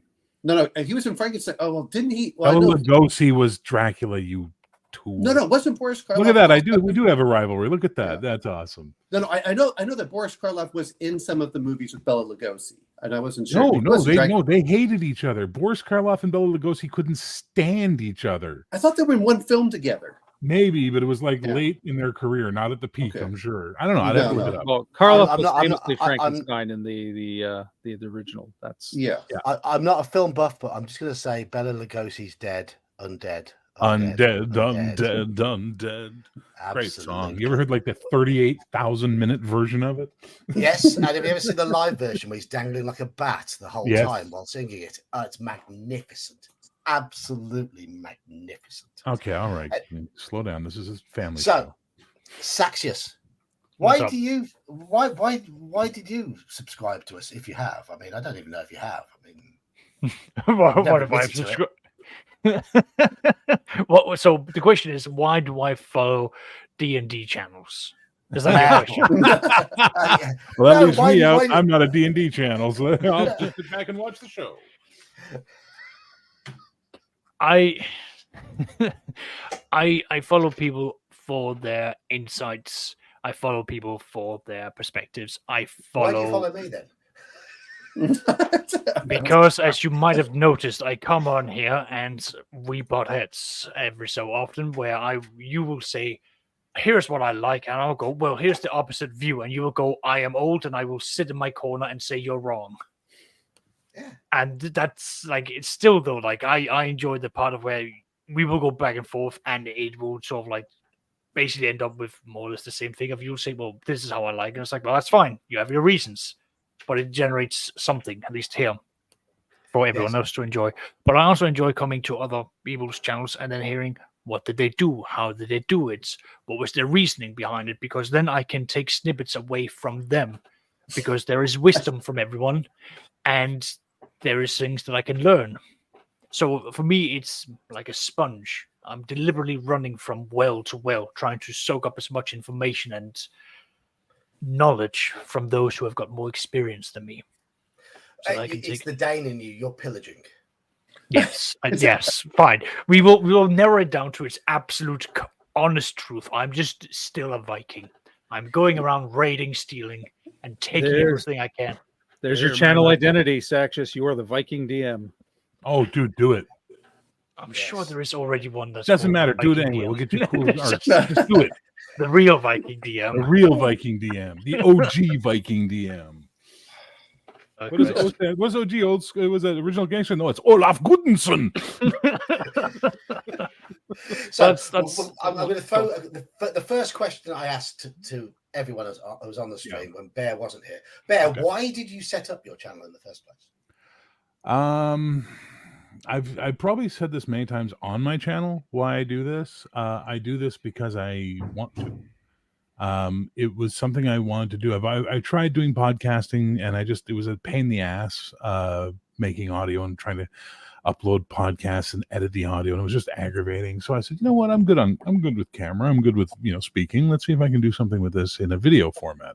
And then I very quickly realized as I was going along, I much prefer doing live radio style conversations than making curated content.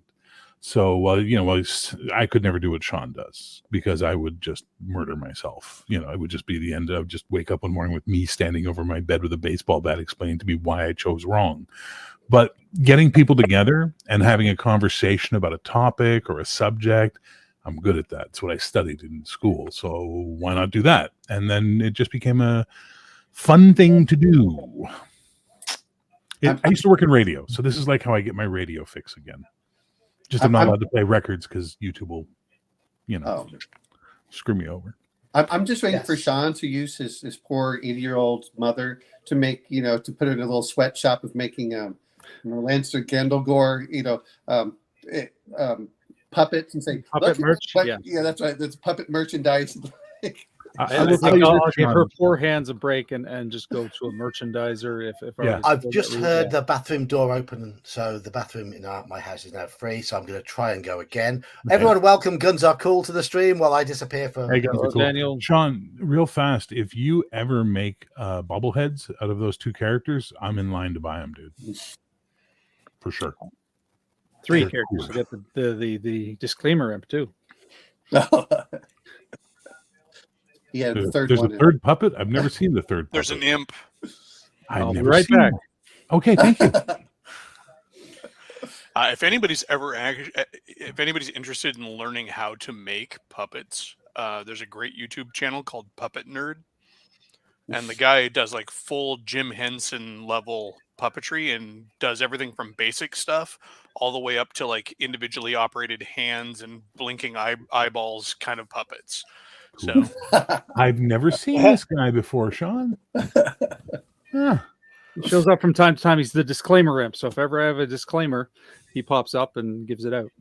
That's now, how you grow your cast. Just every so often, when you need something new, you embody it with a new puppet. Next thing you know, you're a creature shop.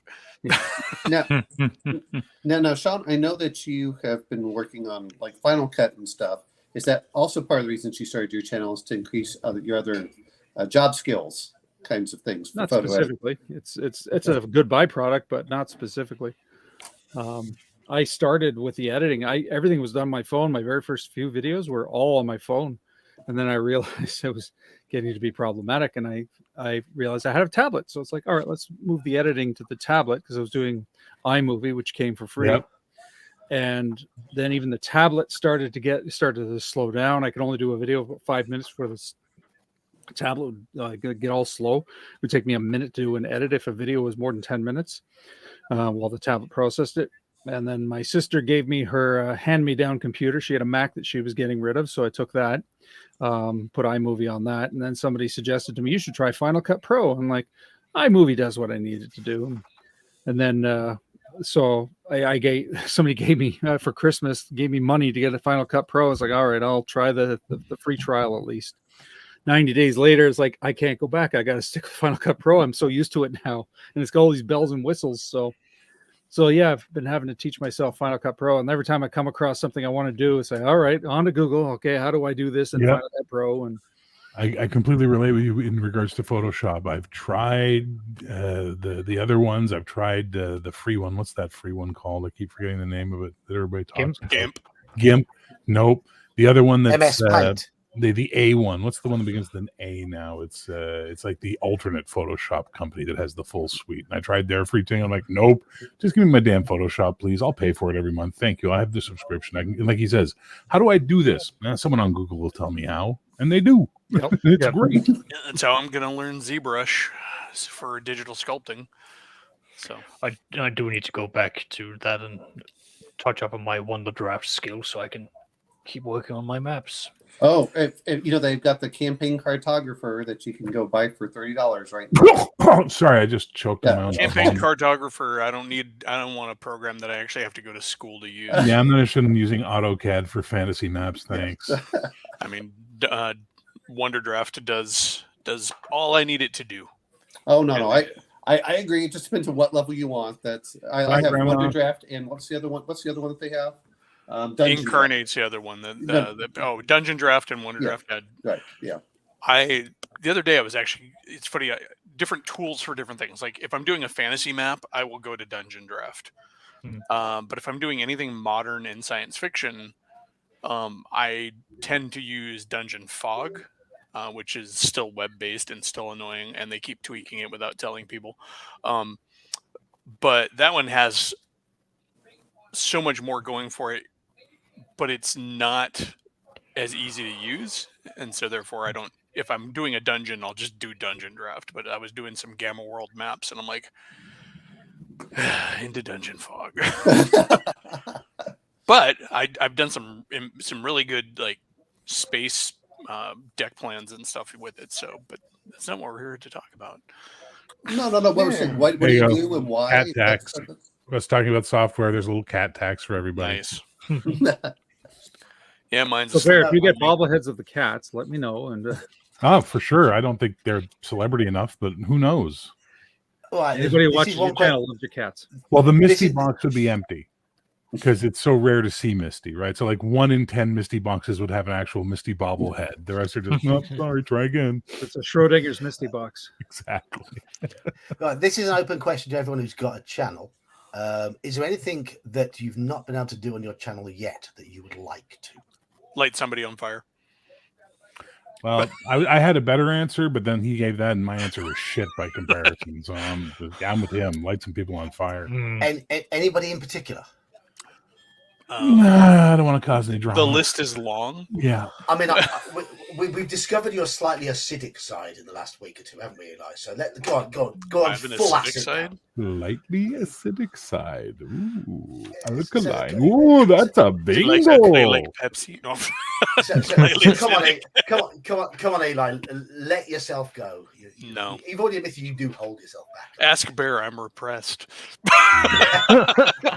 He really is. He's a nice guy. He's just a nice guy. He's got that West Coast kind of holier than thou tone sometimes, which if you don't know the West Coast holier than thou tone, you want to slap the shit out of them. I spent enough time out there to learn it and go, okay, they're not really being condescending. They just genetically think they're better than us because they grew up in the Pacific Coast. I don't even notice that I do it. So no, you don't. That's how ingrained it is. Well, that's okay. I have the really aggressive Eastern thing that we don't even realize. We sound like we want to murder you, and we're like, I'm just talking. No, you're angry. And I happen to like East Coast people, so. Aww. I used to always get in arguments with people on the West Coast, like people from the East Coast are assholes. And I'm like, no, they just don't have time for your bullshit. But See, so Omanal, that's how you be friends, Omanal. Learn, Omanal, learn. all it took was a few vacations to my relatives in New York, and I learned that real quick. So Elf-Bait's a true American. no, So, I don't own so- a single gun. And So apart from setting people on fire, is there anything else you want to do with each other? I don't know. I honestly, I really, no. See, my stuff's like just fly by the seat of the pants and see what happens type stuff. I'd like to be able to do better reviews. Honestly, that's something I'd like to be able to do, is actually do better reviews. The problem is that I get other people to do the reviews for the channel, so it's usually only going to be on a live stream that they're going to talk about it. And I'd like to be able to actually get them to record a review and then edit it into its own segment. That would be kind of better, I think. My problem with reviews is I just don't have enough of a shit to give about most things to have an opinion. I can't say that out loud because I get free product. I'm just thinking that what Bear needs is someone in his group to do the recap like Sean does, for his games, and so we can watch in like 10 or 15 minutes. Like, cool. Why would I want to do that? Sean's already covered that type of. He's got that market cornered. Why would I want to try and compete with Sean? He does it so well. No, Your story is done in that style. No, not you, Bear. One of your players doing that. Well, today Brian put up, because one of the parts of the Star Trek Adventures game is that they introduced a rule in the TOS Digest for characters to do logs and then to use the logs to determine their milestone advantage. So Brian went ahead, a game of ADHD, recorded his log and then put it up in character on his channel over on YouTube. So that's kind of cool. Yeah, I watched that this morning. I'm like, this is interesting. This is new. Yeah, I was really impressed. Somebody's fishing for XP. So I'm kind of like, that's impressive for me. I like that. I mean, he was in uniform even. Yeah. Actually, something I'd like to do is get more women involved, to be honest, because this community, for what it's worth, is kind of a sausage fest. And I've been doing my best to try and, when I meet female subscribers and things, to try and get them involved more and try and get them to come out of their shells more, because I think it could only benefit us to offset all the nonsense cosplay 5e attention whores that are dominating that community right now, to get a little more of a female over here, because it might help our type of gaming actually get more traction as well. We have a number of women in chat tonight. Yeah, get them on camera, brother. Oh, speaking of They can if they want. no. Speaking of which, you actually had who was the daughter that came in for your second OSE game last? Oh yes. That was Sam. Nutt's daughter. Yeah, okay. Yeah. General Nutt's daughter. Yeah. Oh, cool. Nice. Yeah, he So brought her she to joined the- Claricon. They were playing together at Claricon. Nice. She joined in our game on Saturday night. Yeah. Not quite sure what she made of us, but Why are we totally disrespecting Kabuki Kid? What the hell? What's going on, Kabuki Kid is Howard? female. So why are we disrespecting Kabuki Kid? We're I not- said we're not. on We're- these we're- streams. I didn't mean in gaming, guys. Jesus, I have tons of female players in my games. It's Well, getting and- them on streams. I mean, demographically speaking, too. I mean, I just looked at the analytics for my channel. It's 100% male in my viewership for as small a viewership as I have. Yeah. And according to this, it's all Americans and Canadians. So, where have you been, John? Ouch. I watch your channel. Evidently, you don't exist as far as YouTube is concerned. I'm there in your chat on a regular I know, basis. which is What? ridiculous. According to YouTube, you don't exist. It's sort of the same. My analytics tell me most of my 100% of my watchers are male, but that's obviously not true because I have quite a few female watchers. Yeah, me too. But it's only based on whether or not they're signed in when they watch, and YouTube can get their analytics. If somebody signed out and they watch on a phone or something, it's not going to pick them up. And it depends on how much information they've given. They to gave YouTube. Google with the account they're using, and there's tons of stuff that factors into it. Because I've got a lot of female watchers as well. I mean, my alternate Monday night game, I have 2 female players in that game. You know what I mean? And I'm always happy to have when they show up because it really does change things. And especially Jess, because dear God, she's like the least. Hang on, I have a cat. I knew the analytics were bullshit anyways because RPG Grandma's in my streams all the time too. Yeah. So. Well, you know Why what? we're It not must be talking that about the John's. cat dynamic and logistics of why there are more cats watching. So John must. So well, Watsy tried when they introduced the Tabaxi. No, he says you need to dangle string in front of your camera more often, and that will get the cat demographic in there. You just need to have a laser pointer so they think that it's right there, you know. You're such a bad boy. So no. John must be using a VPN just because they have him as an American, you know. That's all. I'm not. No. No. I'm just teasing for that. Yeah. So Kabuki Kid, you are a thief, a first edition thief who is very good at hiding in shadows and moving silently. Then, I think. Or are you an assassin with a disguise skill? Yeah, if we're talking stuff you'd like to do on channels again, I think I would like to actually be able to. One thing I would like to have more of is more like non-stream content where I'm actually talking about something specific. But I'd have to have an opinion. I mean, it's not that I don't have opinions. I just don't feel like there's a bit of an imposter syndrome, or like the whole like everybody else is doing it well enough anyways. So, yeah. For me, it's Bear's doing this at the moment with running live games. I'd like to run a live game on mine, but my issue here is it seems to be that the people who are willing to play the live games just aren't willing to play them at the time that I'm available to run them. Well, that's the issues with time zones, because we're based here in the United Kingdom. Yeah. So having it on a weekday where you are normally available is going to be completely conflicting to the schedule, as most are going to be working during those hours in the United States. No. 5 hour difference at least, and that's that's not counting an extra 3 if you're talking about somebody on the West Coast. And John, let's not forget, we all have enough problems having real life players play together in the game. So you know, the online is the easier way of doing it for most of us. It's trying to get people commit on a weekly basis is hard. Yeah. So, but it's something I would like to do at some point. But obviously, I am hamstrung by my own work schedule and times over here.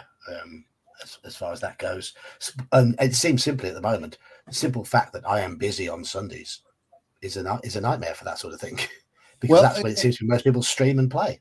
And John, for you doing stuff early, you know, for me early in the morning, I know that's mid-afternoon for you, but having that makes it really easy for me because I don't feel like I lose my entire day. I'm like 8 a.m. till noon, perfect. I don't, you know, even if I have my son, he tends to sleep late. I'm like, okay. So that's why I like playing those morning games, but I won't play the afternoon games. Or your evening games. So. Yeah. My Sundays are just the busiest day out. That's the problem. So I am never free on a Sunday. I've been invited to join so many games on Sundays, and I just have to say no to all of them. I'm going to be running games on Mondays. I'm already running a game on a Monday night. I know. Already involved in a game on a Monday night. They'd be sci-fi games anyway, so you wouldn't play. No, I wouldn't. No. You need to broaden your horizons, John. You don't have to dive into it. You don't have to embrace it fully, but try it out. I've come to terms with John's lack of sci-fi interest. Yeah, but I'm okay with that with everyone. That's the whole reason why we have hundreds, if not thousands, of RPGs out there. It's to tailor to what, you know, everyone's particular taste. I just can't do another fantasy game right now. Not while I'm running one and playing in two. Because you want that variety out there anyway. You know? Well, yeah, I mean, I've got games like Gamma World, Star Frontiers in the classic games that I'd like to run, and then I've got, you know, there are other science fiction games and non-fantasy games I like to run, like Call of Cthulhu. But Monday is a wide open day for me, so it's an obvious day to try and get a game in.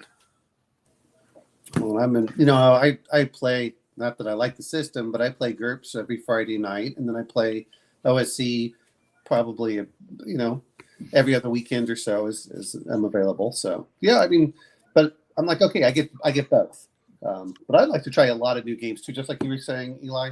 Some of it is I listen to channels just so I can hear different viewpoints or say, oh, I never thought of that. Or what's funny is going back and saying, is that really how the rules are written? Or, you reread the rules and say, no, that's what's in there. Just like, I make fun of Sean there when he's like, no, an orc can't have a charisma above 12. Well, they can, but only to other orcs. Well, it's funny. I didn't have my books in front of me when you were talking about that, and I had to go look it up. And it's like, fuck, he's right. It's one of those things that it hadn't come up. Like, even when people take orcs or dwarves, they never take anything with a high charisma anyway. So that rule almost never comes into play, and we just go by the chart. And then, like, it's your point. No, it's like, no, this way. It's like, no, I'm pretty sure. Anyway, so I looked it up. It's like, oh crap, he's right. Oh, well, you remember when we had the stream that says rules that we get wrong? Now that we reference it, and that's one of the things I think that really helps in these communities is to double check on things and like, is that what it really means? And you reread it and like, yeah, I think that's actually what it meant, and that's what a great thing. But just like when you talk about BX, I joke about it is we played it wrong and we loved it, and we go back and like, well, maybe I should have played it as it was written instead of the way we were playing it. Okay, I would have loved it. You still would have loved it. Yeah, exactly. Except for Vancian. I think like I'm in a minority of people who love the Vancian system as it is. Everybody keeps whining. I like it. I don't have a problem. I like it.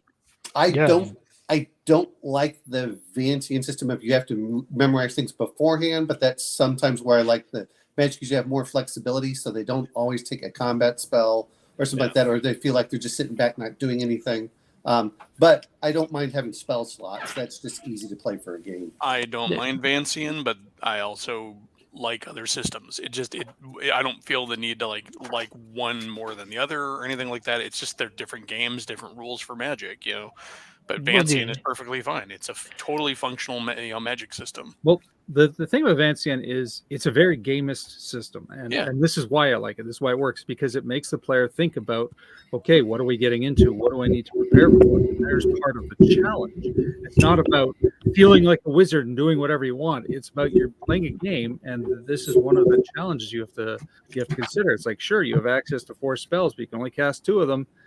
What are you going to learn for the day? And it can be one of those cases where he's like, yes, I chose the right one. I'm glad I chose that read magic because we found the scroll. Now I have 4 other spells to cast.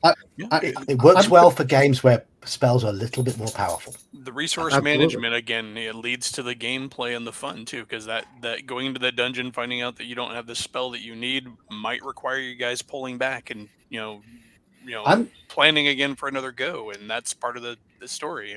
Part of the story. I'm going to bring up one other point here when you're looking at it is, remember how we talked about niche protection? It does the same thing if you have multiple magic users. Because one can do utility spells and the other one can do combat spells, and it allows that to really separate them out without them feeling like they're just redundant. No, I've seen that in my 2nd edition group where we have a thief mage and a pure mage, and the pure mage has gone full into combat. Like, that is his specialty. It's all about as much destructive output as he possibly can do, while the thief mage has gone into as much utilitarian, as many out of the box thinking as you possibly can. And that's does great. That's the way it should be, yeah. Exactly. And it does wonders for the team, because it means you've got all this all like good.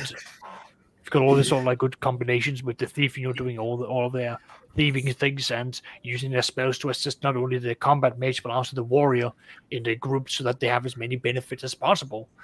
It also allows for a lot of like player communication, because now they've got to basically go like, here's what I'm going to be preparing, here's what they're going to be preparing. So I like it for that. Sorry, go on, Omen. Go on. No. The same thing applies for clerics, where I was fine playing the BX game, and everyone takes Cure Light Wounds. I'm going, that's not the fun spells. Take Protection from Evil. Take these other things that Bless and all that other stuff. You guys watch my show. The guy who plays Senec, when he got to level 2, he's like, all right, I get Cure Light Wounds. And I said, it's a trap. It's a trap. Take preventative stuff. And he took Cure Light Wounds first and realized that at such a low level, people were dying before he could cast the spell. And he's like, or then he learned when that first time he cast light on somebody and it blinded them and gave them the win. He was like, oh, this is better. It is. Yeah.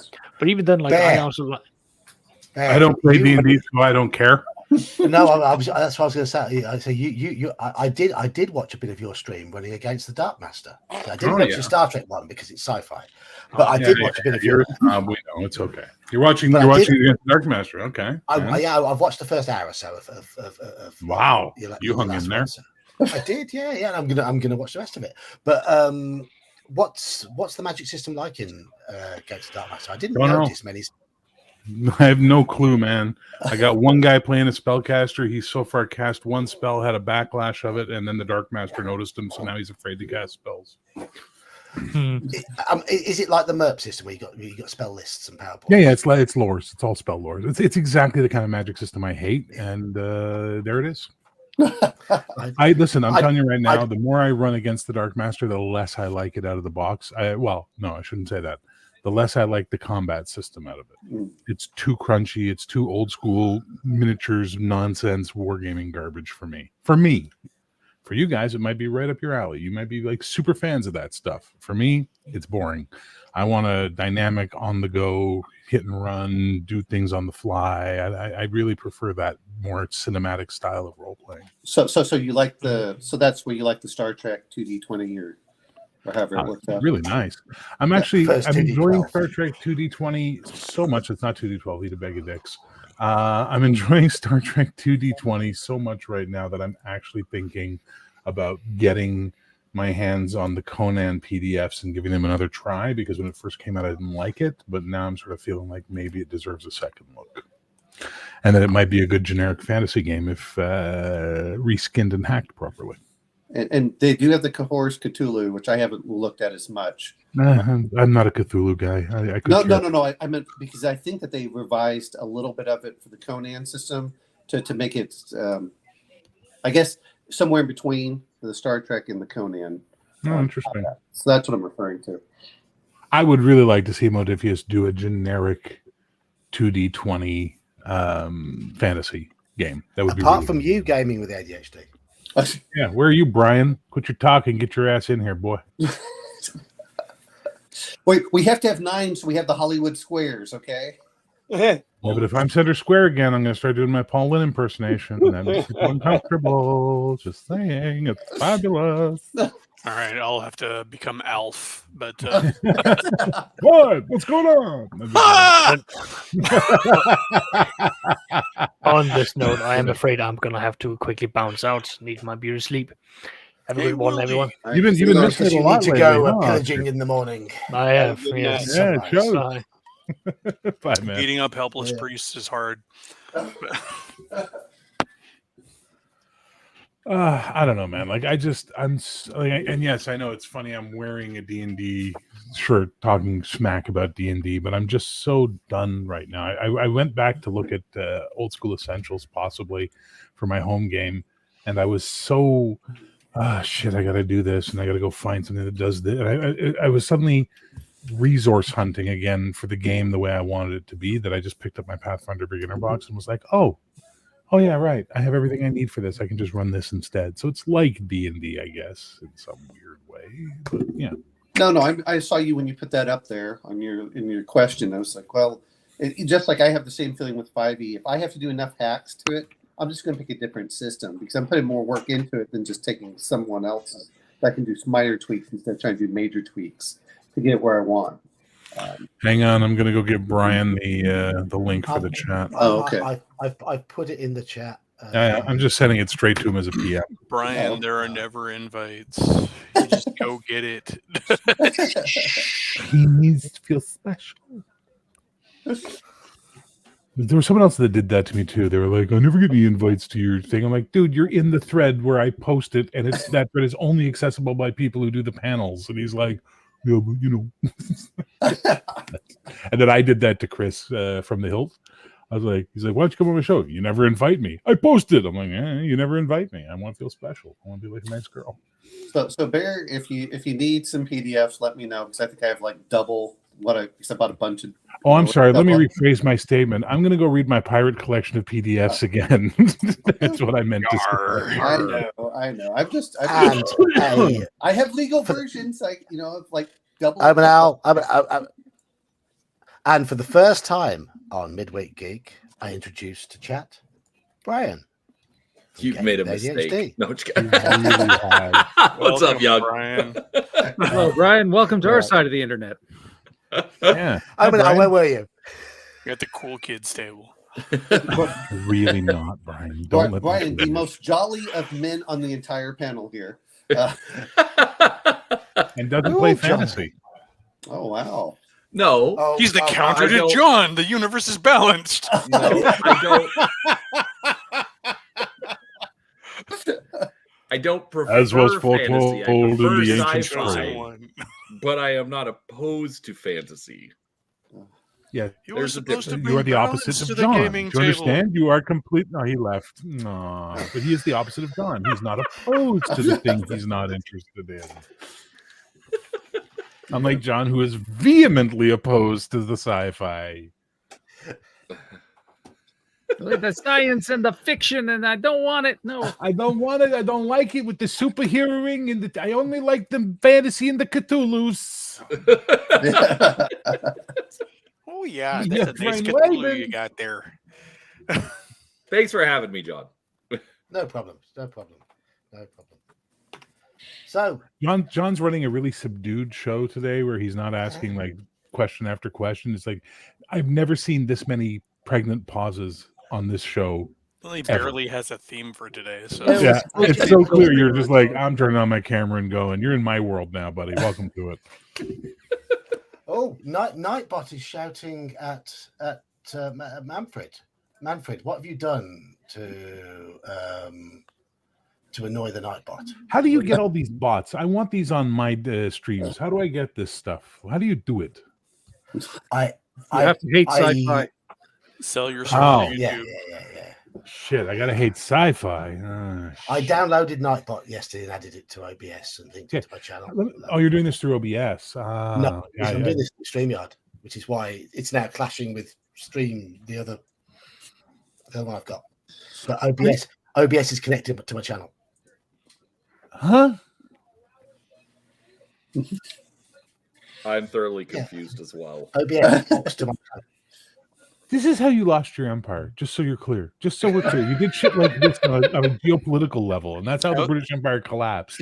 So I don't know what just happened, but Stenson just burst into flames. Well, we shouldn't have turned all that people. How is it the guy who hates sci-fi just out-teched us all? Wait. I just thought that John lost his Sith powers, and that's why he lost the Empire. Right, anyway, I'm going to jump over. Daniel, you've not said very much, apart from you've just chuckled a lot since you've been on. Well, So you're clearly finding us amusing. But why do you follow our channels? I finally got. Well, Is masochism an option? I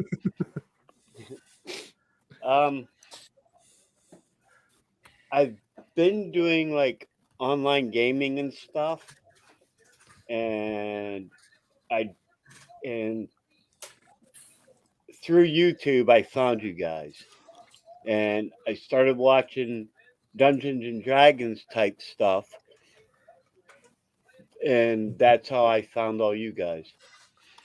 Is it just as simple as that? You just got onto YouTube, you were bored, you poured yourself another Jack Daniels and Coke, which I know you like doing, and just kicked off your shoes and Correct. Pretty much, yeah. Woohoo! Nothing better to do. I'm Nothing better to do. Nothing better to do. We're a time killer. We're a time killer. I finally got all my chores and wood splitting done, and I had, and How many cord? huh? How many cord of wood did you split?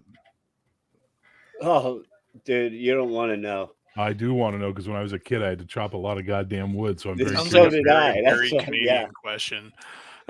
It's not a Canadian some- question; it's a country life question.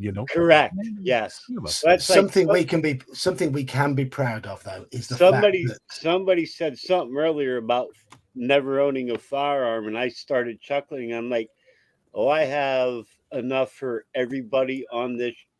I got better stream. things to spend money on. Yeah, I little miniature firearms that he can paint. Not wrong. I can give each of you 10.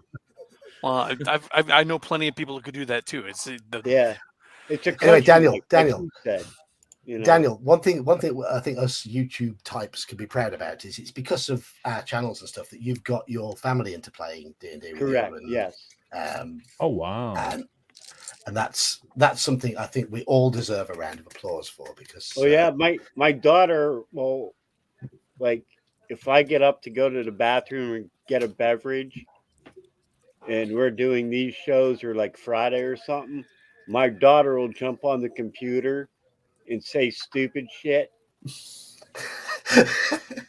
And that's how it started with us playing D&D, is because she was being a smartass one night and did that. And I'm like, really? So then we started playing the next week. I'm going to bring up one other thing, which is for all, well, I completely forgot. I was going to say it's never mind. Wow, that was awesome. How's that brain fart smell? I mean, Jesus. Holy fuck. I was gonna no. More of a brain shark. I've never seen Omenal self-censor before. That was amazing. Brian, you've joined us tonight, and I did throw this question out to everybody else. Why did you set up your channel in the first place? Honestly, because, well, all right, so it's not really surprising, but I'm a bit right of center politically, as it were. And I got tired of a lot of the nonsense online. And I literally just wanted to create a space that was just positive. I try to avoid politics on my channel. It's not always successful, but like it'll come up on live streams. But for the most part, I just want to talk about games. I just want to be around people that are talking about games, doing something that's just a little bit positive in this space. There's too much fighting, there's too much negativity, and correct. So if I can at least set my channel that's I hate the term safe space because of how it's been used, but literally just a place where anybody can show up and we're just going to talk about games. We're just going to have fun. That's what I want it to be. I love that. That's awesome. It's one of the reasons why I do live streams as well. I try and avoid a lot of those sort of topics. And they do creep in occasionally, but I'm just a wet mop. It's not. No, actually, Eli is the perfect example. I know there's a ton of stuff that Eli and I disagree with, but I couldn't be more excited about having Eli show up, whether it be on my stream or somebody else's stream, and we just sit and we talk about the games. That's how it should be. Yeah. So Brian, I'm going to ask you, since you said no politics, we have to ask, how is the Klingon Romulan Empire doing?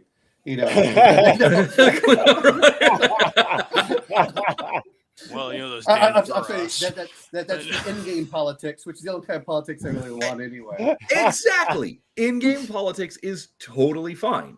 But sometimes we have, I know I consume way too much political content personally, and sometimes we have to just, set it aside, let it go. So actually a perfect example, at least for me, on Legion of Myths Discord, I like being in there. There's all sorts of great content, but they have you literally have to specifically request access to any of the channels where you can talk about politics and real life stuff. I sit there like a junkie every time something comes up, and it's like, no. In Legion of Myth, I don't talk about that stuff. I don't want to talk about that stuff, and I have to do it literally to let myself detox. I know. For lack of a better way to put it. I totally agree with you, and my wife would 100% back you, because I guarantee the moment that this ends, I'm going to be watching news shows until I go to bed. I'll And send it's it You to can all come over to watching my this. channel and hang out for the 4-Color Cafe Oh, tonight, there and you that'll be on until you go to bed. So look at that. You don't have to go watch All this. right, I'll do that then. That works. I'll see you there. I'll So protect this- you. I'll save you from the politics by discussing Star Trek for 2 hours. So this Because that doesn't get political. Shut up, Brian. It's fantasy politics. No, Yeah, Okay, so this was my point all politics from is fantasy. earlier. Everyone Which keep is- talking so Omanal can't make his point because it's Oh, really I know. fun So- watching him so- try to get a word in edgewise So- right so- now. because Bear was talking about how everything's collapsing. Let's be honest, it's more fun watching you guys and listening to you guys talk about subjects I care about. No. Thank you, universe and internet gods. Because the corporate media telling me what I should watch and care about. And that's the other aspect is I'd rather watch you guys for hours on end than spend all the other time doing That's a stuff that good just gets point. you aggravated. Yep. Yeah, precisely. Yes. And there's so much about the world that does get you wound up. Whatever your leanings are, there's something to get wound up about. So yeah, these sort of places should be a place where we can just talk about things we enjoy. Well, that's why I actually changed my work schedule so I could play on Saturdays. Because I used to never work on Sunday. I now work on Sunday so I can take Saturday off and play the game. Okay. I started a job where I told them I couldn't work specific days. They said no problem. And then the first schedule came out and I had to work a specific day, which was the night that I was running at the time D&D for some guys. And they're like, so you're going to miss the game? I said, no. They don't know me. My uncle is going to die on Thursday and I'm going to get a text message after getting to work where I have to report a death in the family and go home. See, I get to make my own hours and come and go as I please, so it's That pretty must cool. be nice. That's Yeah. Go chop some more wood there, smart guy. good. Yeah. It's a shitty job, literally, because I clean crappers and pissers, but I at least get to make my own hours. I get the feeling you're not from Beverly Hills. No. Crappers and pissers. No, Daniel's one of our Saturday stalwarts. Nice. I don't know what time of day you do you open that bottle of Jack Daniels for breakfast? I don't know, but Correct. It seems like you do, and he just sits and drinks it all day and plays OSE. Here's the funny On a part. Saturday. Actually, he may sound not like it, but he's actually only 25 years old. Yeah, I wish. That's what the Jack Daniels does to you, you know? I wish. That's why Lynchburg's a dry county. Bear's only 21. I mean, come on.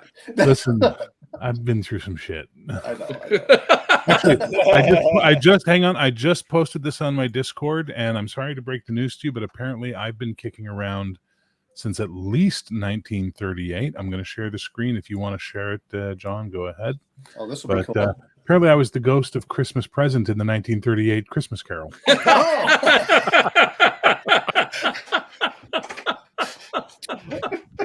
Hey, Bear, did you age very gracefully?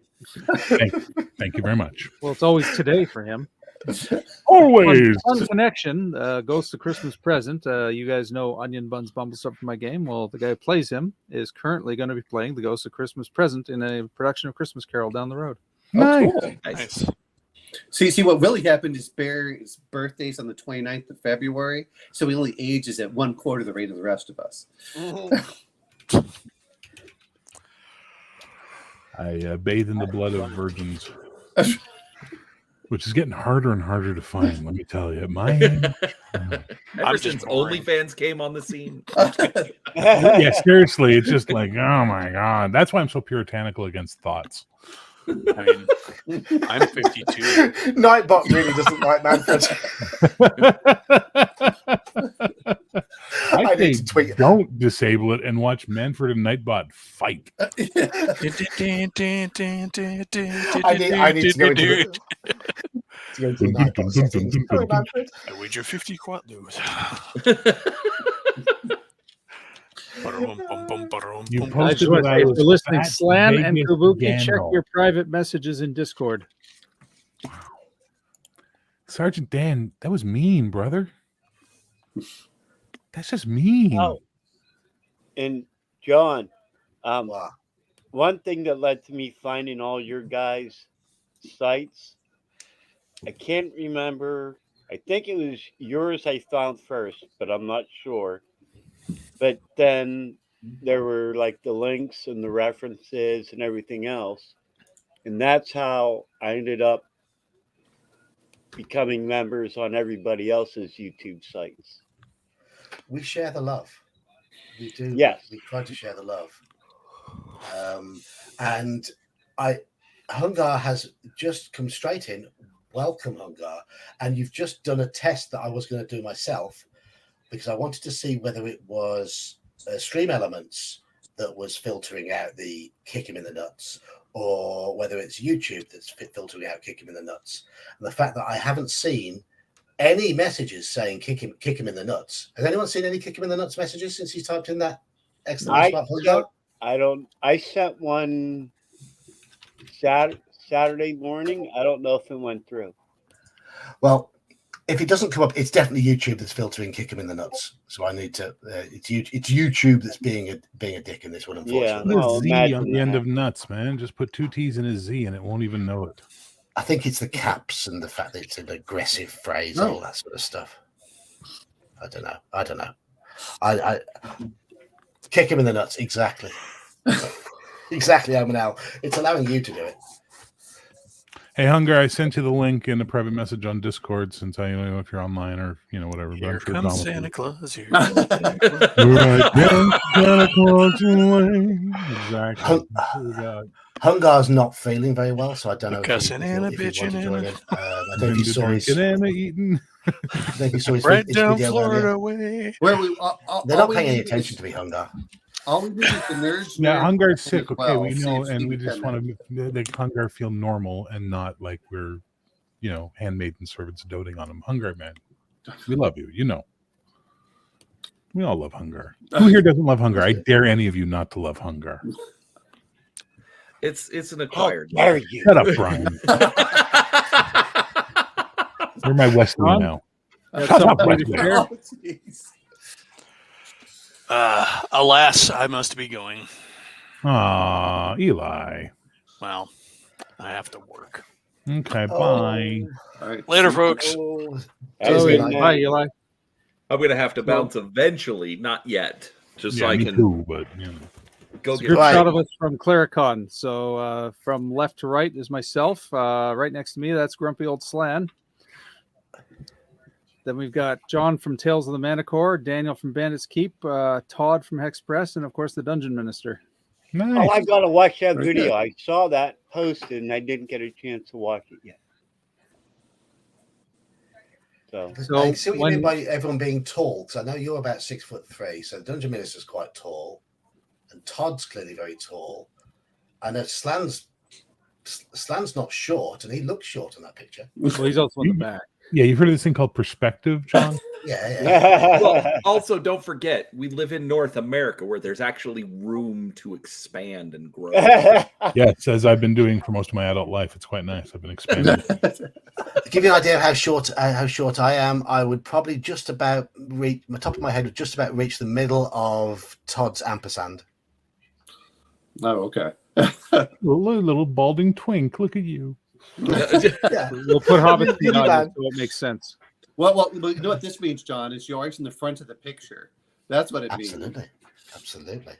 You know what, John? The bad thing is you're getting to the age where you're shrinking, so you're going to get even shorter. Yeah. Not I if you know don't I've measure lost, yourself. I've lost an inch in the last 7 or so years. So, yeah. So And next that's not year, just your when height. you're here Hey. in Canada, we're going to get every one of us. We're going to get everybody at Claricon. It's going to be a massive photo. Oh, wait. If you can do that, what you have to do is you also have to make it look like it's a mugshot so we can see everyone's height. In the background. Step forward and say the line, please. Yeah. I can just bring my mug shots.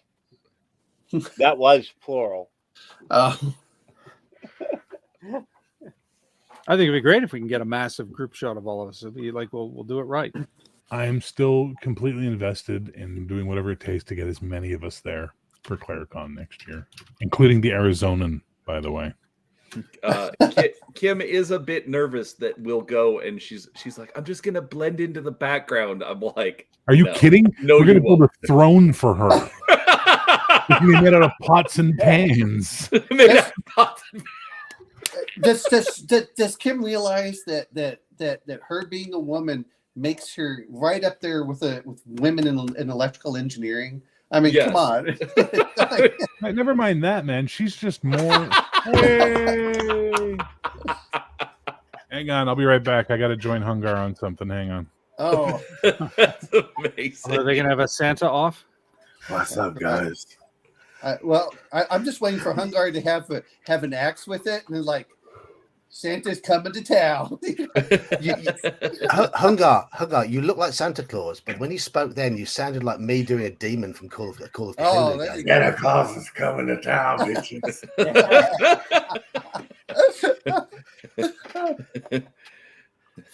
Foolish Christmasers, your mistletoe is no match for my toe missile.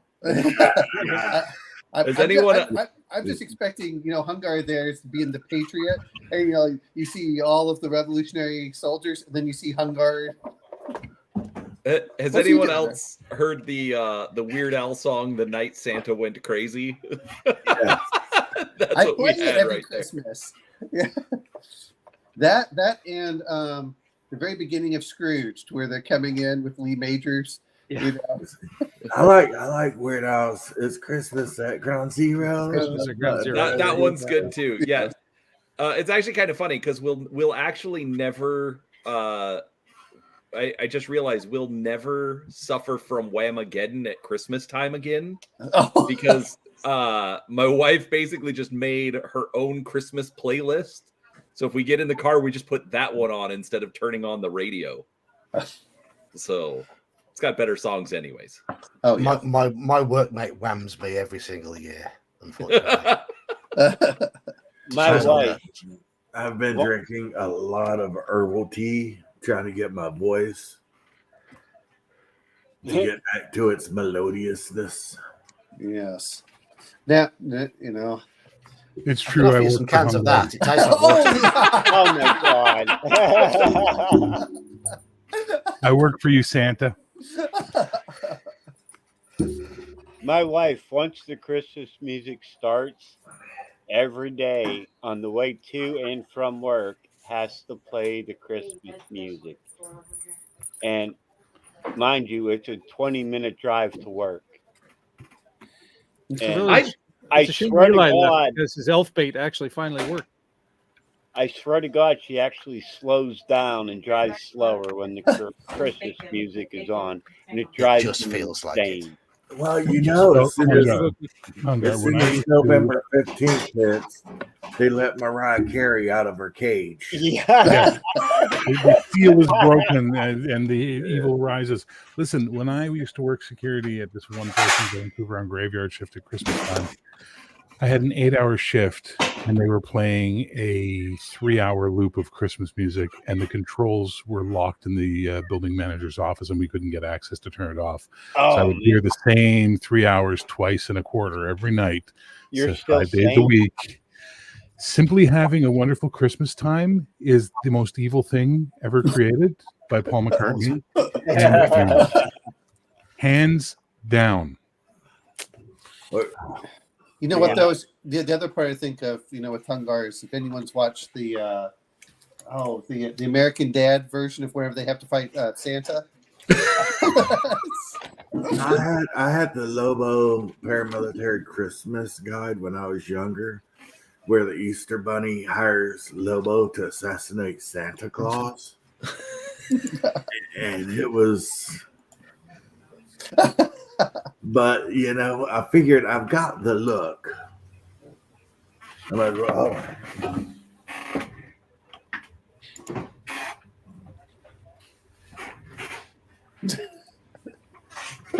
Oh yes. I've got the whole tracksuit. Oh, you know what? The only thing you're missing is the pink bunny suit that they had to wear in Christmas Tale. Yeah. 1 year before I got sick, I had a Honda CBR 500R crotch rockets. That's a nice bike. And I put my Santa Claus gear on, and I rode to all the nursing homes in the town I lived in and handed out candy canes. And it just made all the old people's, like, they loved it.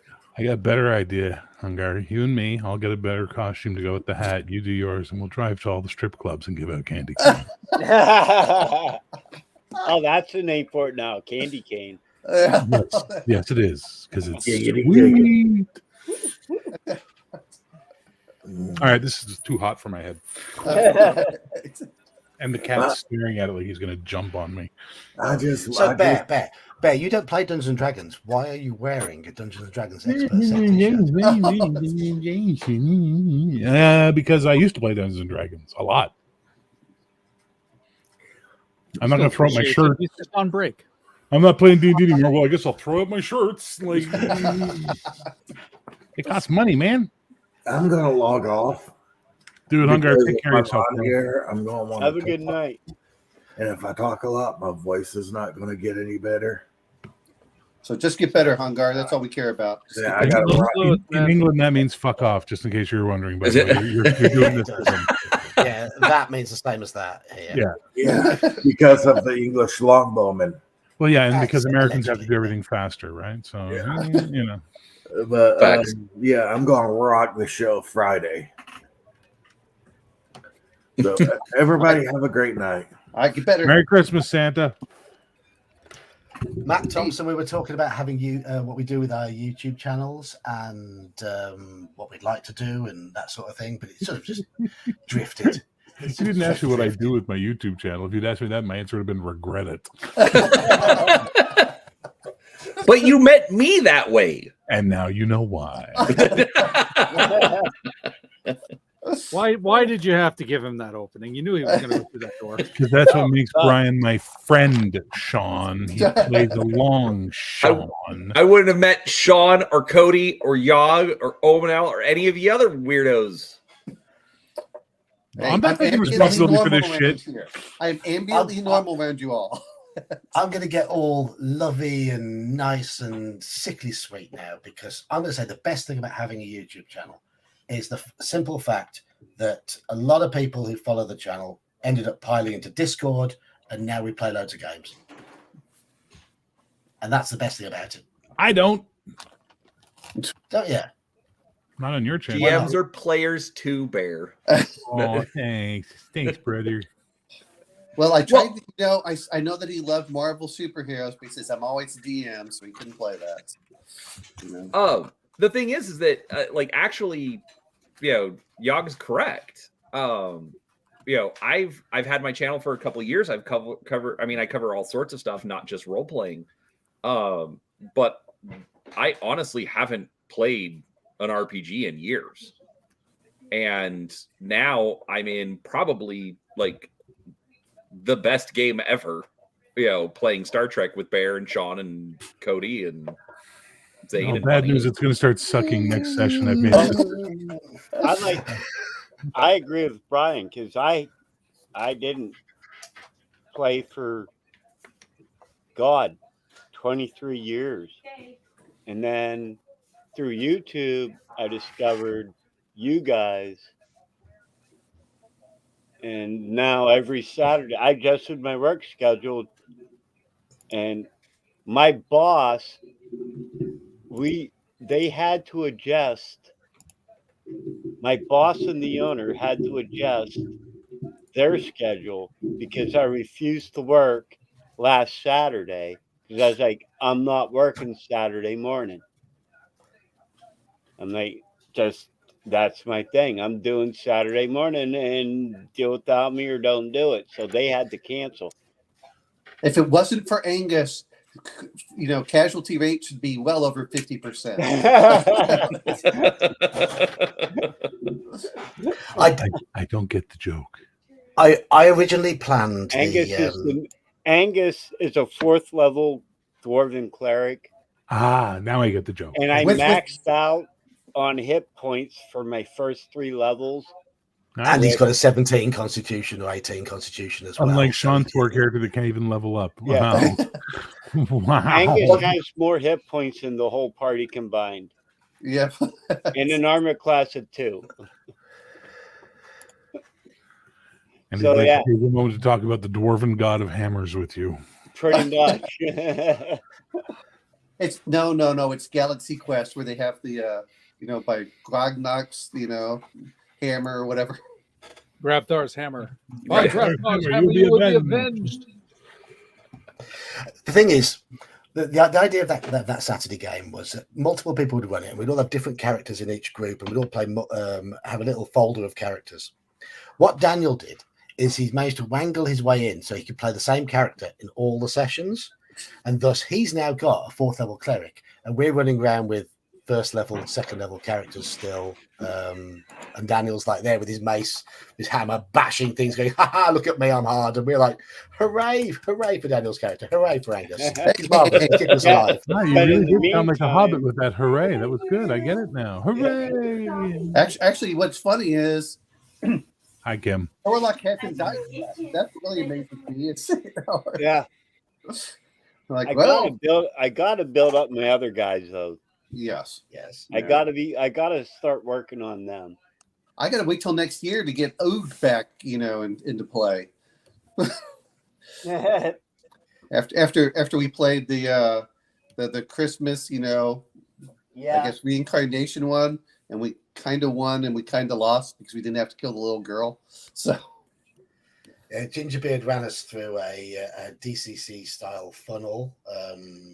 Lamentations of the Flame. But he used the Lamentations of the Flame Princess module that we had to solve in order to get our souls back and be resurrected. This was for our dead characters. We've all got a few dead characters, and we completely failed. And we're still our souls are still in purgatory. But we didn't sell our souls for that either. To be fair, No. The solution was to kill a little girl, which we didn't do. So we won. We just didn't come back to life. No. I'm going to say it. I'm not into the Grimdark Edgelord shit at all. Like, at all. I've just lost all interest in it. It's so fucking boring and trite and 15-year-old angst boy stuff that I'm just thinking it bores me, man. Okay. Yog, It was quite a silly adventure, to be honest. It just had a little bit of a dark edge to it. Which god does your character pray to? Which one? Well, don't they all pray to the same one? St. Nicholas. That's right. Yes. So it's all tongue in cheek whenever we're playing for this whole thing. Especially I'm not talking about your play. I'm talking about Limitations of the Flame Princess. I'm talking about Morkborg. I'm talking about all this stuff. It's like, we get it. If you all lived in Norway, you'd be death metal Norwegian guys. We get it. That's okay. You're angry that you were born. We understand. I guess it's better they're doing this than freaking out and shooting up someplace. So that's a positive I can take out of it. But I'm just exhausted by it. It's just it's like the in the 90s all over again. It's just like ugh.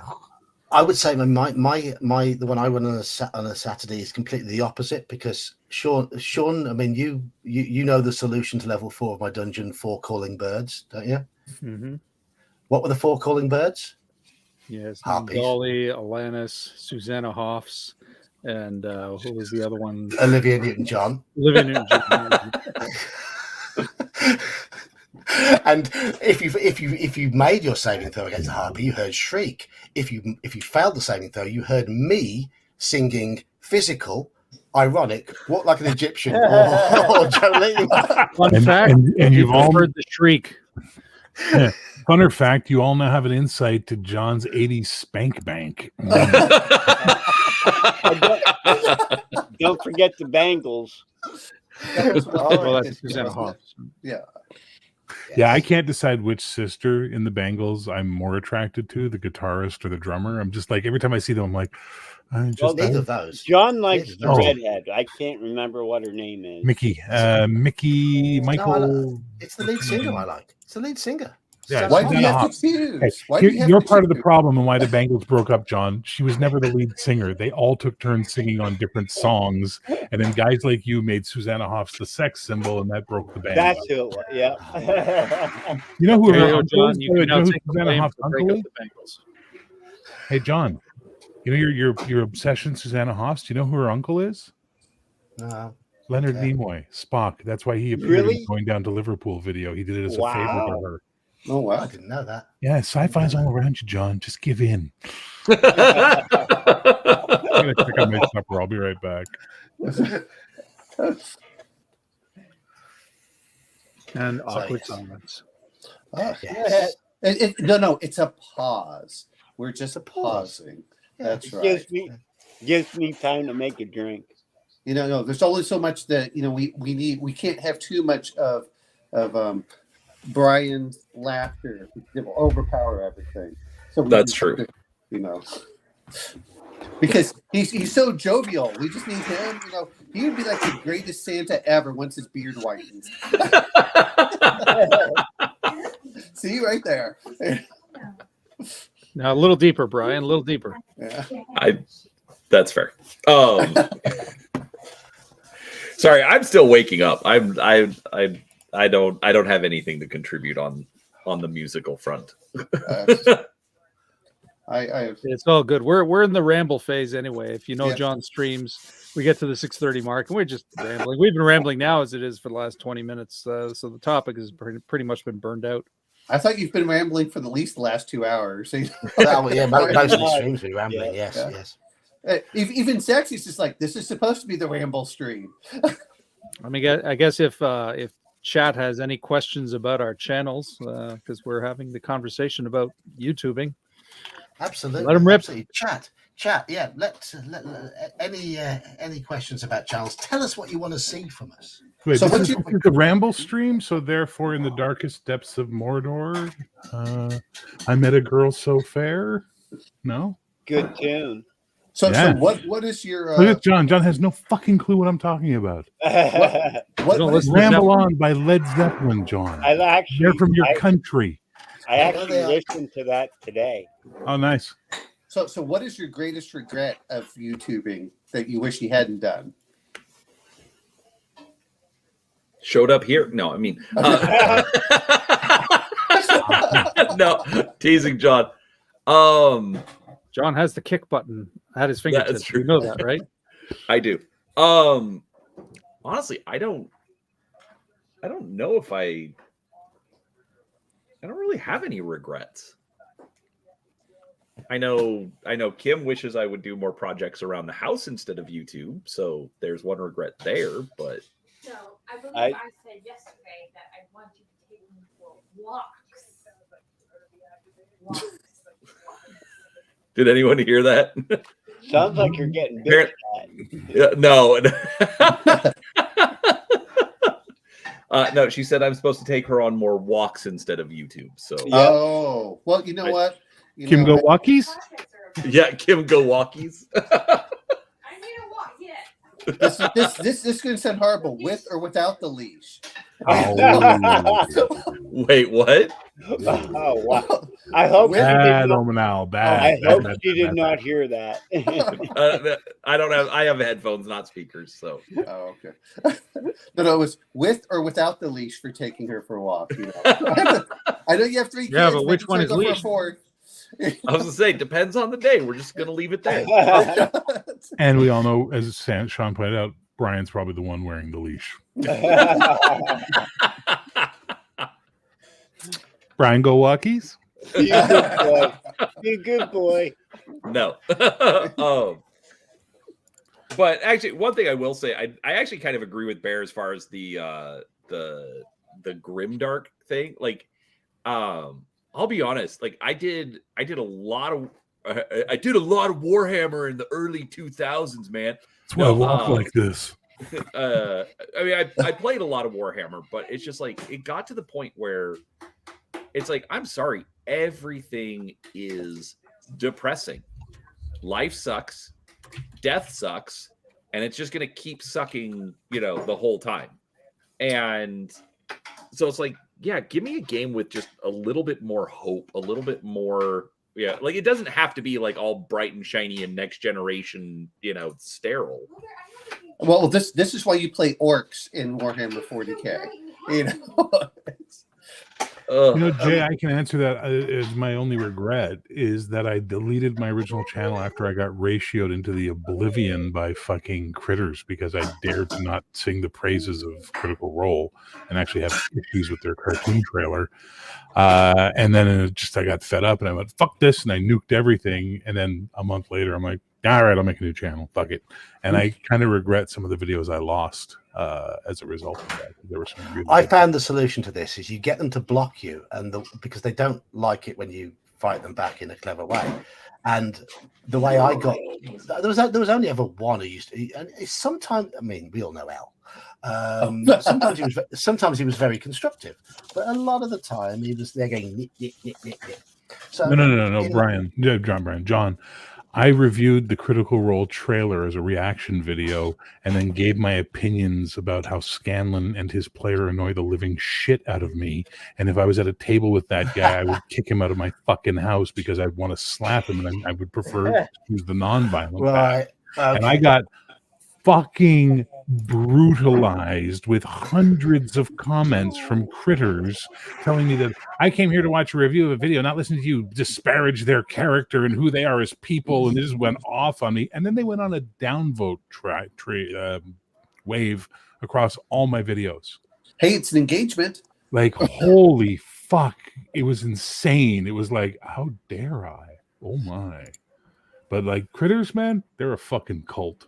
You know what I mean? They're not a fandom. They're a cult. I was going to say about with L, I just made him a bad guy in our OSE game, and the players took great delight in murdering him. And then he blocked me. And he's gone ever since. L? My technique for L now is just to sing his praises every time where I'm on a video and he shows up. Anything bad he says to him, I go, "Oh, Elle, you're so sweet. I love you too." Just like I just do that, and he's just stopped talking to me now. Yeah, trolls. I mean, you're not going to avoid them. Trolls they're gonna turn up. You just gotta either ignore them or do what Bear does, just call them out. Oh, wait a minute, Sean. There's your fourth character. You just have to create a troll now. Terry the troll. That's right. Terry the troll. I'm actually kind of surprised I haven't attracted any trolls yet. You'll get there. Because you've Brian, made it when a troll starts harassing you. You're just too lovable, Brian. I mean, that's... Brian, picking on you is like kicking a puppy, man. Come on. My life would seem to say otherwise, but no, I get what you're saying. Have I never told you my theory on how I know God is a woman? I'm just going to say it straight up, say you're wrong, but okay. Horrible sexist Quebecois shit. This is legit, okay? I figured out if God was a man, he'd have just killed me by now. He'd just gone, enough of this asshole. Done. And I would be dead. But because God's a woman, I get tortured and tortured and tortured. And then every now and then she feels really bad about what she's doing. So she gives me some good stuff and I get happy again. And she goes, oh, fuck that guy. He's happy. And she goes right back to torturing me. And it just goes on forever and ever and ever. You know what, though? I always thought it was this way, which is my goal was, I always thought God was a trickster. And my whole point was, as long as I remain somewhat interesting, he won't kill me. It's the boring people he tries taking out first. So I disagree. about I need to go to the toilet again. It's like, here, I'll give you cancer and you'll die in 6 months. No, fuck that. Diabetes. Let that linger for 15 years. Enjoy that. Like, and here's prostate cancer on top of it. You're like, oh, great. Here, you're going to get into the government program for that bariatric surgery. Oh, thanks. I'm going to be able to fix my life and get things off. Okay, now I'm going to put COVID and lock you down for 2 years at the prime weight loss period. Oh, it's man. fun. We did. Now to get him kicked off of you. Sean, you're in charge. No, he's back. Damn it. Sean was in charge for a minute. Wrong button. I'm just waiting for squandered it. You know what I'm waiting for, Brian? Is one day if you just give Kim a beard and she comes on, try and act like you, and that would be hilarious. Okay, that would be some hilarious shit.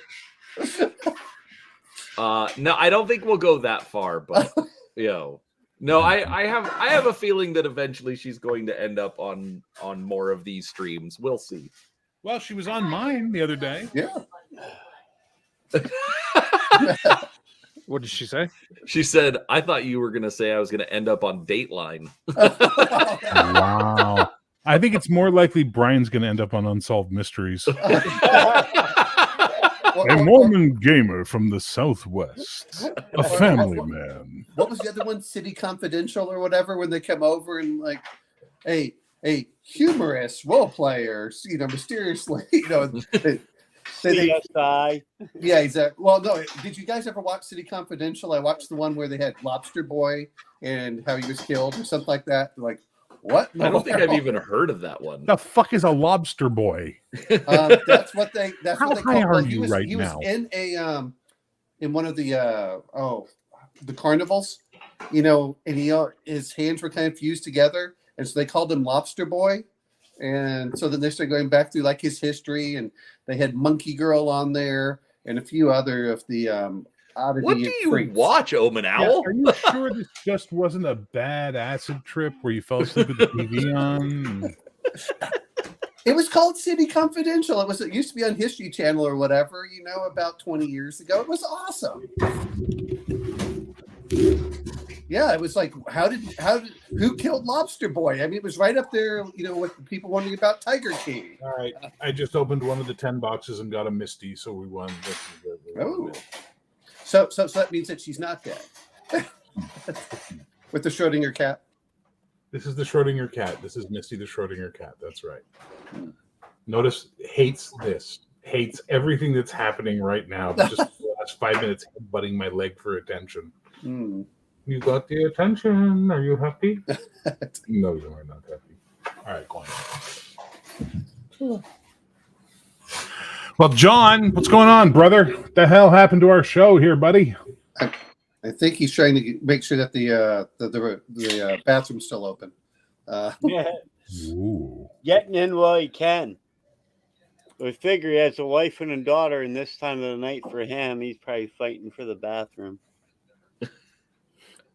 Hey, it's still going. City Confidential is still going on now. Ask me how I know about They did that. a season in 2021, but they haven't done anything since. Okay. Well, our goal is not to be on that. That's our real point. Yeah, right. Exactly. I miss when the History Channel was the Hitler Channel. Oh, That was when it was at its peak. I miss when the World History War Channel II. actually used Sorry? to do history, instead of like American Pickers and this other stuff. Ooh. So he got himself a pint. Ooh, that's Real a beer, not that bingo. American. Well, he was drinking. But is it a real pint? Is it 20 ounces? It was half-liter can, so not quite a pint, because our pints Comes in pints? size and yours are too small. No, Lord of the Rings, nobody? Wow, you guys. Okay. Yes, bet no, I you were remember. nerds. I don't pick up on film quotes very quickly. I have. It's straight out of the fridge, Mac Thompson. It's Guinness. Guinness is meant to be chilled. Straight out Do of the fridge. you hate films as well as sci-fi and superheroes? No, I don't hate films. And you don't like horror, right? Other than Call of Cthulhu? I like reading and listening to horror and playing horror, but I don't watch it. So there's a difference. Have you done your homework yet and watched the 13th Warrior? No. All right. Well, when you get here to Canada, we're sitting you down and you're watching it. You realize that. And I'm going to sit there and explain shit to you as you're watching it. So Sean, And drive he's you only, insane. so Sean, he's only up to 7th warrior. He has 5 more to go. So How many beers do I need before I experience this? Okay, dude, it's a good movie. It'll It's put you not on a the piece of movie. shit. I'm talking about experiencing Bear explaining it all to me. Dude, I'm going to put you in a sleeper hold you're never getting out of. Do you understand? You got to catch me first. No, I don't. I just have to leave a cleverly put trap of beer and, I don't know, salted pork. And you'll be like, oh. It'll be under a box propped up with a stick. You'll still fall for it. It'll just be a nice chair. And then I'll be coming up behind him like the Undertaker. You know what I mean? And yes, I'm little, so I'll fall into the trap. Yeah, I know. Well, Tra-la-la-boom-de-ay, the was real my question father. for John is if he was to magically be transported into Merp, what would he be? You know? I'd be a hobbit, for God's sake. He just said that he barely comes up to some guy's chest. Of course, Yeah. it's a hobbit. Most clearly a hobbit. I've got a little round belly growing. I've got hairy feet, and I eat too much and drink too much. I'm not very tall. There you go. Cheers. Cheers. Don't have to anymore. Proper beer. I mean, yeah. I mean, the other stuff I was drinking, I can drink it, but that I can taste that. That's the difference, right? So, what's coming up on your channels in the near future, if you have anything planned? The Claricon recaps. It's going to be a 2-parter. I got the notes down, but I got to write them up and record them, and so we're starting from scratch on those. That's my next project. Well, you may be surprised because it's sci-fi, but I am going to read that book that Halakar suggested, that short story. Which I one? have no mouth. I have no mouth, but I must scream. That's the next I'm going to. That's next I'm going to record. Yes. So, Nerdy Ogre, I have just started doing readings for YouTube. So it's taking me a long time to edit them, but they will start appearing. But I'm going to record that next week. But I've got 2 episodes of The Call of Cthulhu to edit first, which is going to take a long time because it's really, really, really fiddly to get it right. Anyway, Well, Sean, I'm not. Sorry, John. I'm not sure how long it takes you to do your Dragon magazine reviews, but I always enjoy those. It takes as long as it takes you to watch them, pretty much. Oh, they're really quick. well, that's my Really, point. There's a hint, you know. They're really. You don't need a script for them. I mean, you're literally reading through it as I'm reading through it for the first time. So there you go. I can't wait till you get to the 50s. Is what you know, the 60s, stuff like that. So. But yeah, I don't edit videos. That sounds horrible. So pretty much anything I post is either live or, just stream of consciousness and upload. If it's a review or some sort of critique or some sort of argument I'm putting forward, then I do write a script and I do edit the video because I like to put in pictures and things like that, and just try and make it stand out a little bit more. I don't edit my magazine read-throughs unless something goes on outside that interrupts me. Because occasionally, I mean, recently we've had building work going on just up the road, and I've had to suddenly just cut it and go and sit here and swear to myself for 10 minutes. Or if, say, for example, the kids walks in the room while I'm trying to record that, I'll stop it there. But the one I'm having to edit is I'm reading a bit of Lovecraft. It's trying to get me reading more because I'm guessing your name is because of something you suffer from. And I have a little bit of that as well. And I'm not very good at reading because there's so many distractions around me. Right. So actually putting them on the screen and reading them out to record them is my way of reading them properly. So it's good for me as well. But the editing on those is a pain because I don't know if you've ever read any Lovecraft. He did not know how to punctuate. Some of his sentences are 5 lines long with multiple verbs in, and you have to read it 4 or 5 times to have any idea where the inflections have got to be in the sentence. It's an absolute nightmare to read. So most of the sentences in there I have read out 4 or 5 times, and I have to try and then piece together the best version of it for the read through. There's an art to voiceover and narrative readings. So you keep doing it, you figure it out. And you get Lovecraft, as you say, even trickier because of the way he wrote. It's difficult, isn't it? It's difficult. That's why something I'm learning. Yeah, well, it's like Oscar was saying earlier. Get Audacity. You'll find the editing will be much easier than what you've been using. Stephen King's probably the easiest of the writers to read because he writes in a very conversational way. So you can it's almost like speaking, right? It's much easier. Yeah, I mean, I've probably picked one of the hardest authors in terms of trying to get through his stuff as a first one to try. It's difficult, but hey ho. I'm just waiting for you to do. I'm just waiting for you to do Lewis Carroll and his made up words. So. 'Twas brillig and the slithy toves, all that sort of stuff. You're laughing at that, but that's the my son just finished memorizing that poem, and so I'm waiting for him to get on the Spider and the Fly. Yeah, but it's actually interesting that you bring that up. I think that's like I've been doing something a little similar, but I still won't edit. Like I was digging around on the internet one day and ended up finding basically some Star Wars choose your own adventure stories. And so what I started doing on my channel, which I've been bad because I haven't done one in a few weeks, but basically I'll read the segment and then let the viewers comment what decision they should make. You copycat. You absolute copycat. I've been doing that for about 18 months. Oh, I mean, I started it maybe about 7-8 months ago, but I'll be honest, I didn't know you at the time, so that's awesome. The right way. I was you got the backs, but I've got the backs. Yes, there we are. There's that's just awesome. some of them. Just some of the books.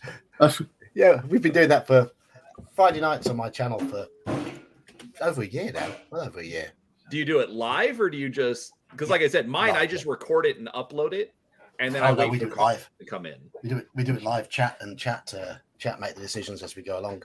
No, I plan my work week around Wednesday, Friday, and Saturday. Honestly, I do. We played those on it as well. Yep. Oh yeah. That's Daniel's a regular groupie. Yeah. That's Don't let him backstage. If we just had Bear do Audible, audiobooks, that would be the worst thing. Me doing audiobooks would be really bad because I would just fall asleep while I was reading them. That was a really good. Yeah, but you've got a good voice for it. So okay, Red Bull and start reading. That's a really good one. That was a nightmare. Well, I heard everyone say that one sucked. That was Well, you said it was pretty good. It was fun, but oh my lords, the passages were too long. There was too many sections where there was like you'd read 3 or 4 pages, and they would just say, "Now turn to page 200," and then you'd read 3 or 4 more pages, and then have one decision, and then we die. And then we die. Right. And then we die. So John would read for 20 minutes, and then we die. Got it. All right. I hate to do this since we just started having a conversation, but I have been told by Kim that I have to go eat, so I will. What is damn you, Kim? Damn you! Why is she trying to keep you alive, Brian? Anyway. So Brian, remember you have to take her for a walk afterwards. Yes, exactly. Walkies afterwards. I appreciate her keeping me alive, Bear. And what did you say, Sean? It's 10 minutes to John's pumpkin hour anyway. So there we go. So, anyways, John, thanks for having me. Great to hang out with you guys, and we'll see you later. See you later, Brian. Bye. Mac. So far, all I've read so far. I put my first one up a couple of months ago, and it was me reading his shortest one, Nyarlathotep. And I've spent the last couple of months recording in chunks The Call of Cthulhu. It's about 3 hours of audio, which I need to trim down. It'll end up being about 1 hour and 10 minutes, I think, when it's all trimmed down. I posted the chapter 1 up earlier this week, which I don't think was particularly my best reading at the finest hour reading wise. I think chapter 3 is going to be the best one, but as Sean says, it's learning. It's taking time. I'm trying to learn the pacing and how to get the inflections right. But any feedback is good feedback as far as I'm concerned. On my channel.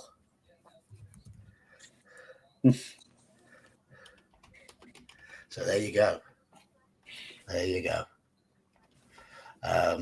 So Bear, what's on the 4-Color Cafe for tonight? Star Trek. We're gonna have buddy of mine's gonna be on from the old TrekRPG.net boards, and whoever else shows up, and we're just gonna talk about Star Trek role playing in general, and just the games that were good, the systems, the differences, why we all love Star Trek, why it's important for us. I want to see if I can get the lowest viewer count possible in a single stream. Oh, wait! You got to have Star Wars in there, so then you can get the people rage quitting when they find out Star Trek. Wow, have you met me? I'm not a troll. Oh, okay. I loved R2D2 in Star Trek. Well, in 2009 when we went flying by the Enterprise's view screen, I agree. Hey, I loved it with Fanboys. Where they had William Shatner. Finish that thought, Omanal. Finish that thought. You can do it. Come on, have you guys ever seen Fanboys? Where they go over. I started watching. It was really stupid, and I turned it off. Oh man, because Three they go to Enterprise one is a part. little better. Three Enterprise is a fantastic film, dude. He said Han Solo could beat up Captain Kirk. Well, kick his ass. Fucking ass. I have no idea what you're talking about. Yeah, exactly. There are these movies about the sci-fi franchise that we're all fans of, and as a result, we get to watch movies about them as well. It's really cool. It's like having a life. I wouldn't go that far. I don't have one of those. John, you know what? Making fun of your dislike of sci-fi is never going to get old. Oh, I Keep love doing it. it. Keep doing it. I don't care. That's why it's never getting old. Hey, my favorite Star Trek characters all were on Gargoyles cartoon. So, as I've said many times, the only sci-fi game worth playing is that one. It's not sci-fi. Who said it's not sci-fi? Me. It's not sci-fi. What is it? It's parody and spoof and gonzo. And the parody and spoof bit is why I like it. Yeah, exactly. Yes, it's wonderfully silly. Wonderfully silly. Right. Here we go. We will make a convert of you yet. Nah, I gave up, man. I gave up. I don't know. None of us know about you, Omanel. Like I said, I'm an RPG slut. When it comes to it, Right, Manfred. In terms of genres, fantasy has an assumption, and that assumption is leaning towards a medieval feel. Fantasy as a genre tends to go back in time for its technology. Sci-fi as a genre tends to go forward in time. What's more fun is when you realize they're not actually genres; they're just milieus and settings and set decoration for the basic 7 stories of humanity. Dude, that's deep. Expand on that. Expand. Go on, Bear. Man versus bear, wild, man versus self, man versus time, man versus whatever, right? That's what all storytelling is, the central conflict of the story. Now, you can take Lord of the Rings and reskin it with spaceships and laser swords, and it's sci-fi now? No, it's still the same goddamn story. And the perfect example of that is you take Seven Samurai, The Magnificent Seven, and Battle Beyond the Stars. 3 tellings of the exact same story. One is feudal Japanese setting, one is Old West setting, and one is space opera setting. Same fucking story. Totally correct. I agree. Cal, it is if you only stick to the dictionary definition of the word fantasy. In terms of genres, in terms of a genre, fantasy, it's different. It's like I worked for IDOS when we released Final Fantasy VII, the port for the PC, and I played it and I hated it because it didn't feel like fantasy as I imagined the genre. It was all things mishmashed together. I get that it's a fantasy, but it's not fantasy. Let's not get into the fantasy because this could get dark. Really. Oh yeah, you don't want to know mine. No, really don't. So Bear, yeah, I know you don't like the grimdark, but I assume that you really like the pulp action, which is what I like for games as well. So I don't play games. Like this is the thing people seem to forget is I don't play games. I run some games and I enjoy them, but I'm never a player. So I prefer to run. If you are a DM, you are a player. You are a player. All right, we can split that fucking hair. But my point is I don't play in games. I run games, and as a result, I run the stuff I like, and I tend to like fantasy, sci-fi, specifically Star Trek more than anything else, some cyberpunk once in a while, and superheroes. Those are the things I enjoy running. Those are the things I enjoy telling stories in because they're the most open-ended and the most possible. I once tried to run Call of Cthulhu, and never again, because it's just the best you can hope for is you go insane first. You know what I mean? Like that's the ultimate win in Call of Cthulhu is I died before the great old one showed up. You know, like no, it's not true. It's not true. Yeah, I know everyone likes to argue with me on that, but Bear, is there any particular reason you just don't? Do you not want to play, or you just, or is it just, or you just enjoy being the DM so much more? Okay. When I started playing, I had a DM who was an absolute miserable piece of humanity, and none of us talk to him anymore, and we all kind of don't care if he dies in a ditch. But he was a really good DM, and his way of DMing became the flavor of choice for me in all the games we played in. Since him, I wouldn't play with other people. I never found anyone that could get me that immersed into the world or that involved into my character or that excited about the game. And slowly but surely, I just stopped losing interest in being a player and instead ran the game to do my thing. And it was more fun. Okay. I was just curious if, some of us became forever DMs just because no one else wanted to run. Or like, I want to do this game, but they didn't want to run. It's like, okay. This kind of goes into what Omanal just said. When I DM'd we had like the quote forever DM. And then every once in a while, we were all the same age. Every once in a while, his brother would DM. And of course, you get tired of doing it. So I'd be like, okay, I'll do it. The thing is, they loved it when I ran the game because I hated DMing so much that I tried so hard to be a really good DM. And it really, I don't know, it worked out. I don't know, but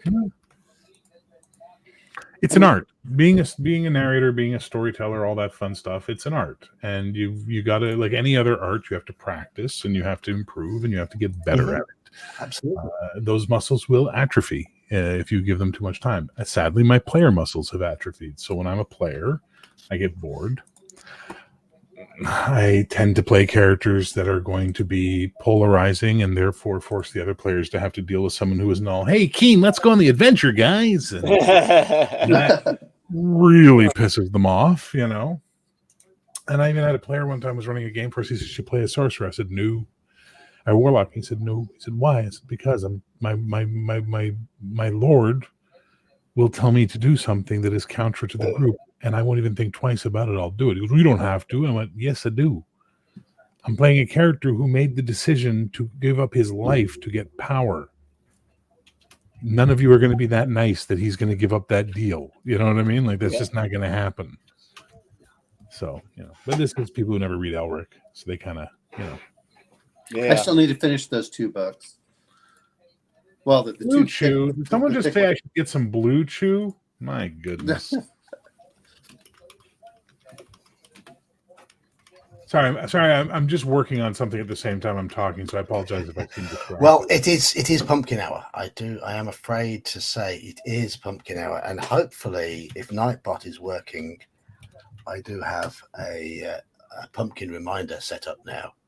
So, come on, Nightbot, be alive. Come on, Nightbot. I saw pumpkin, but I don't see anything else in there. Oh, there it goes. Has it worked? I haven't seen it. Yes, 'tis the hour when my head gets even more large and round and turns orange. Like and subscribe to avoid a visit from Asteric. Hey, Sarek. There we go. Right. So we're gonna do the good night bit. Because I've been really stupid and haven't put everyone's links in the channel description, video description, as I always forget to do. It's okay. I'm disorganized. Sean, tell everyone about your channel. If they're not already subscribed, why should they subscribe? I'm with Mage's Musings. I recap games. I do general silliness, and I do it all through my fun puppets. Meet the disclaimer imp, who happens to be on the table right with me. Oh, there he is. And the favorite miniatures of all, with the Order of the Stick minis. With the Order of the Stick minis, also fun. So yeah, I'm terrible at selling myself, but my upcoming videos are going to be recapping what happened at Cleric Con, so there'll be sort of a special edition. So keep an eye out for those in the coming weeks. Excellent. And Bear? I'm the only Bear the Gen X GM on YouTube, so pretty easy to find. And I talk a lot.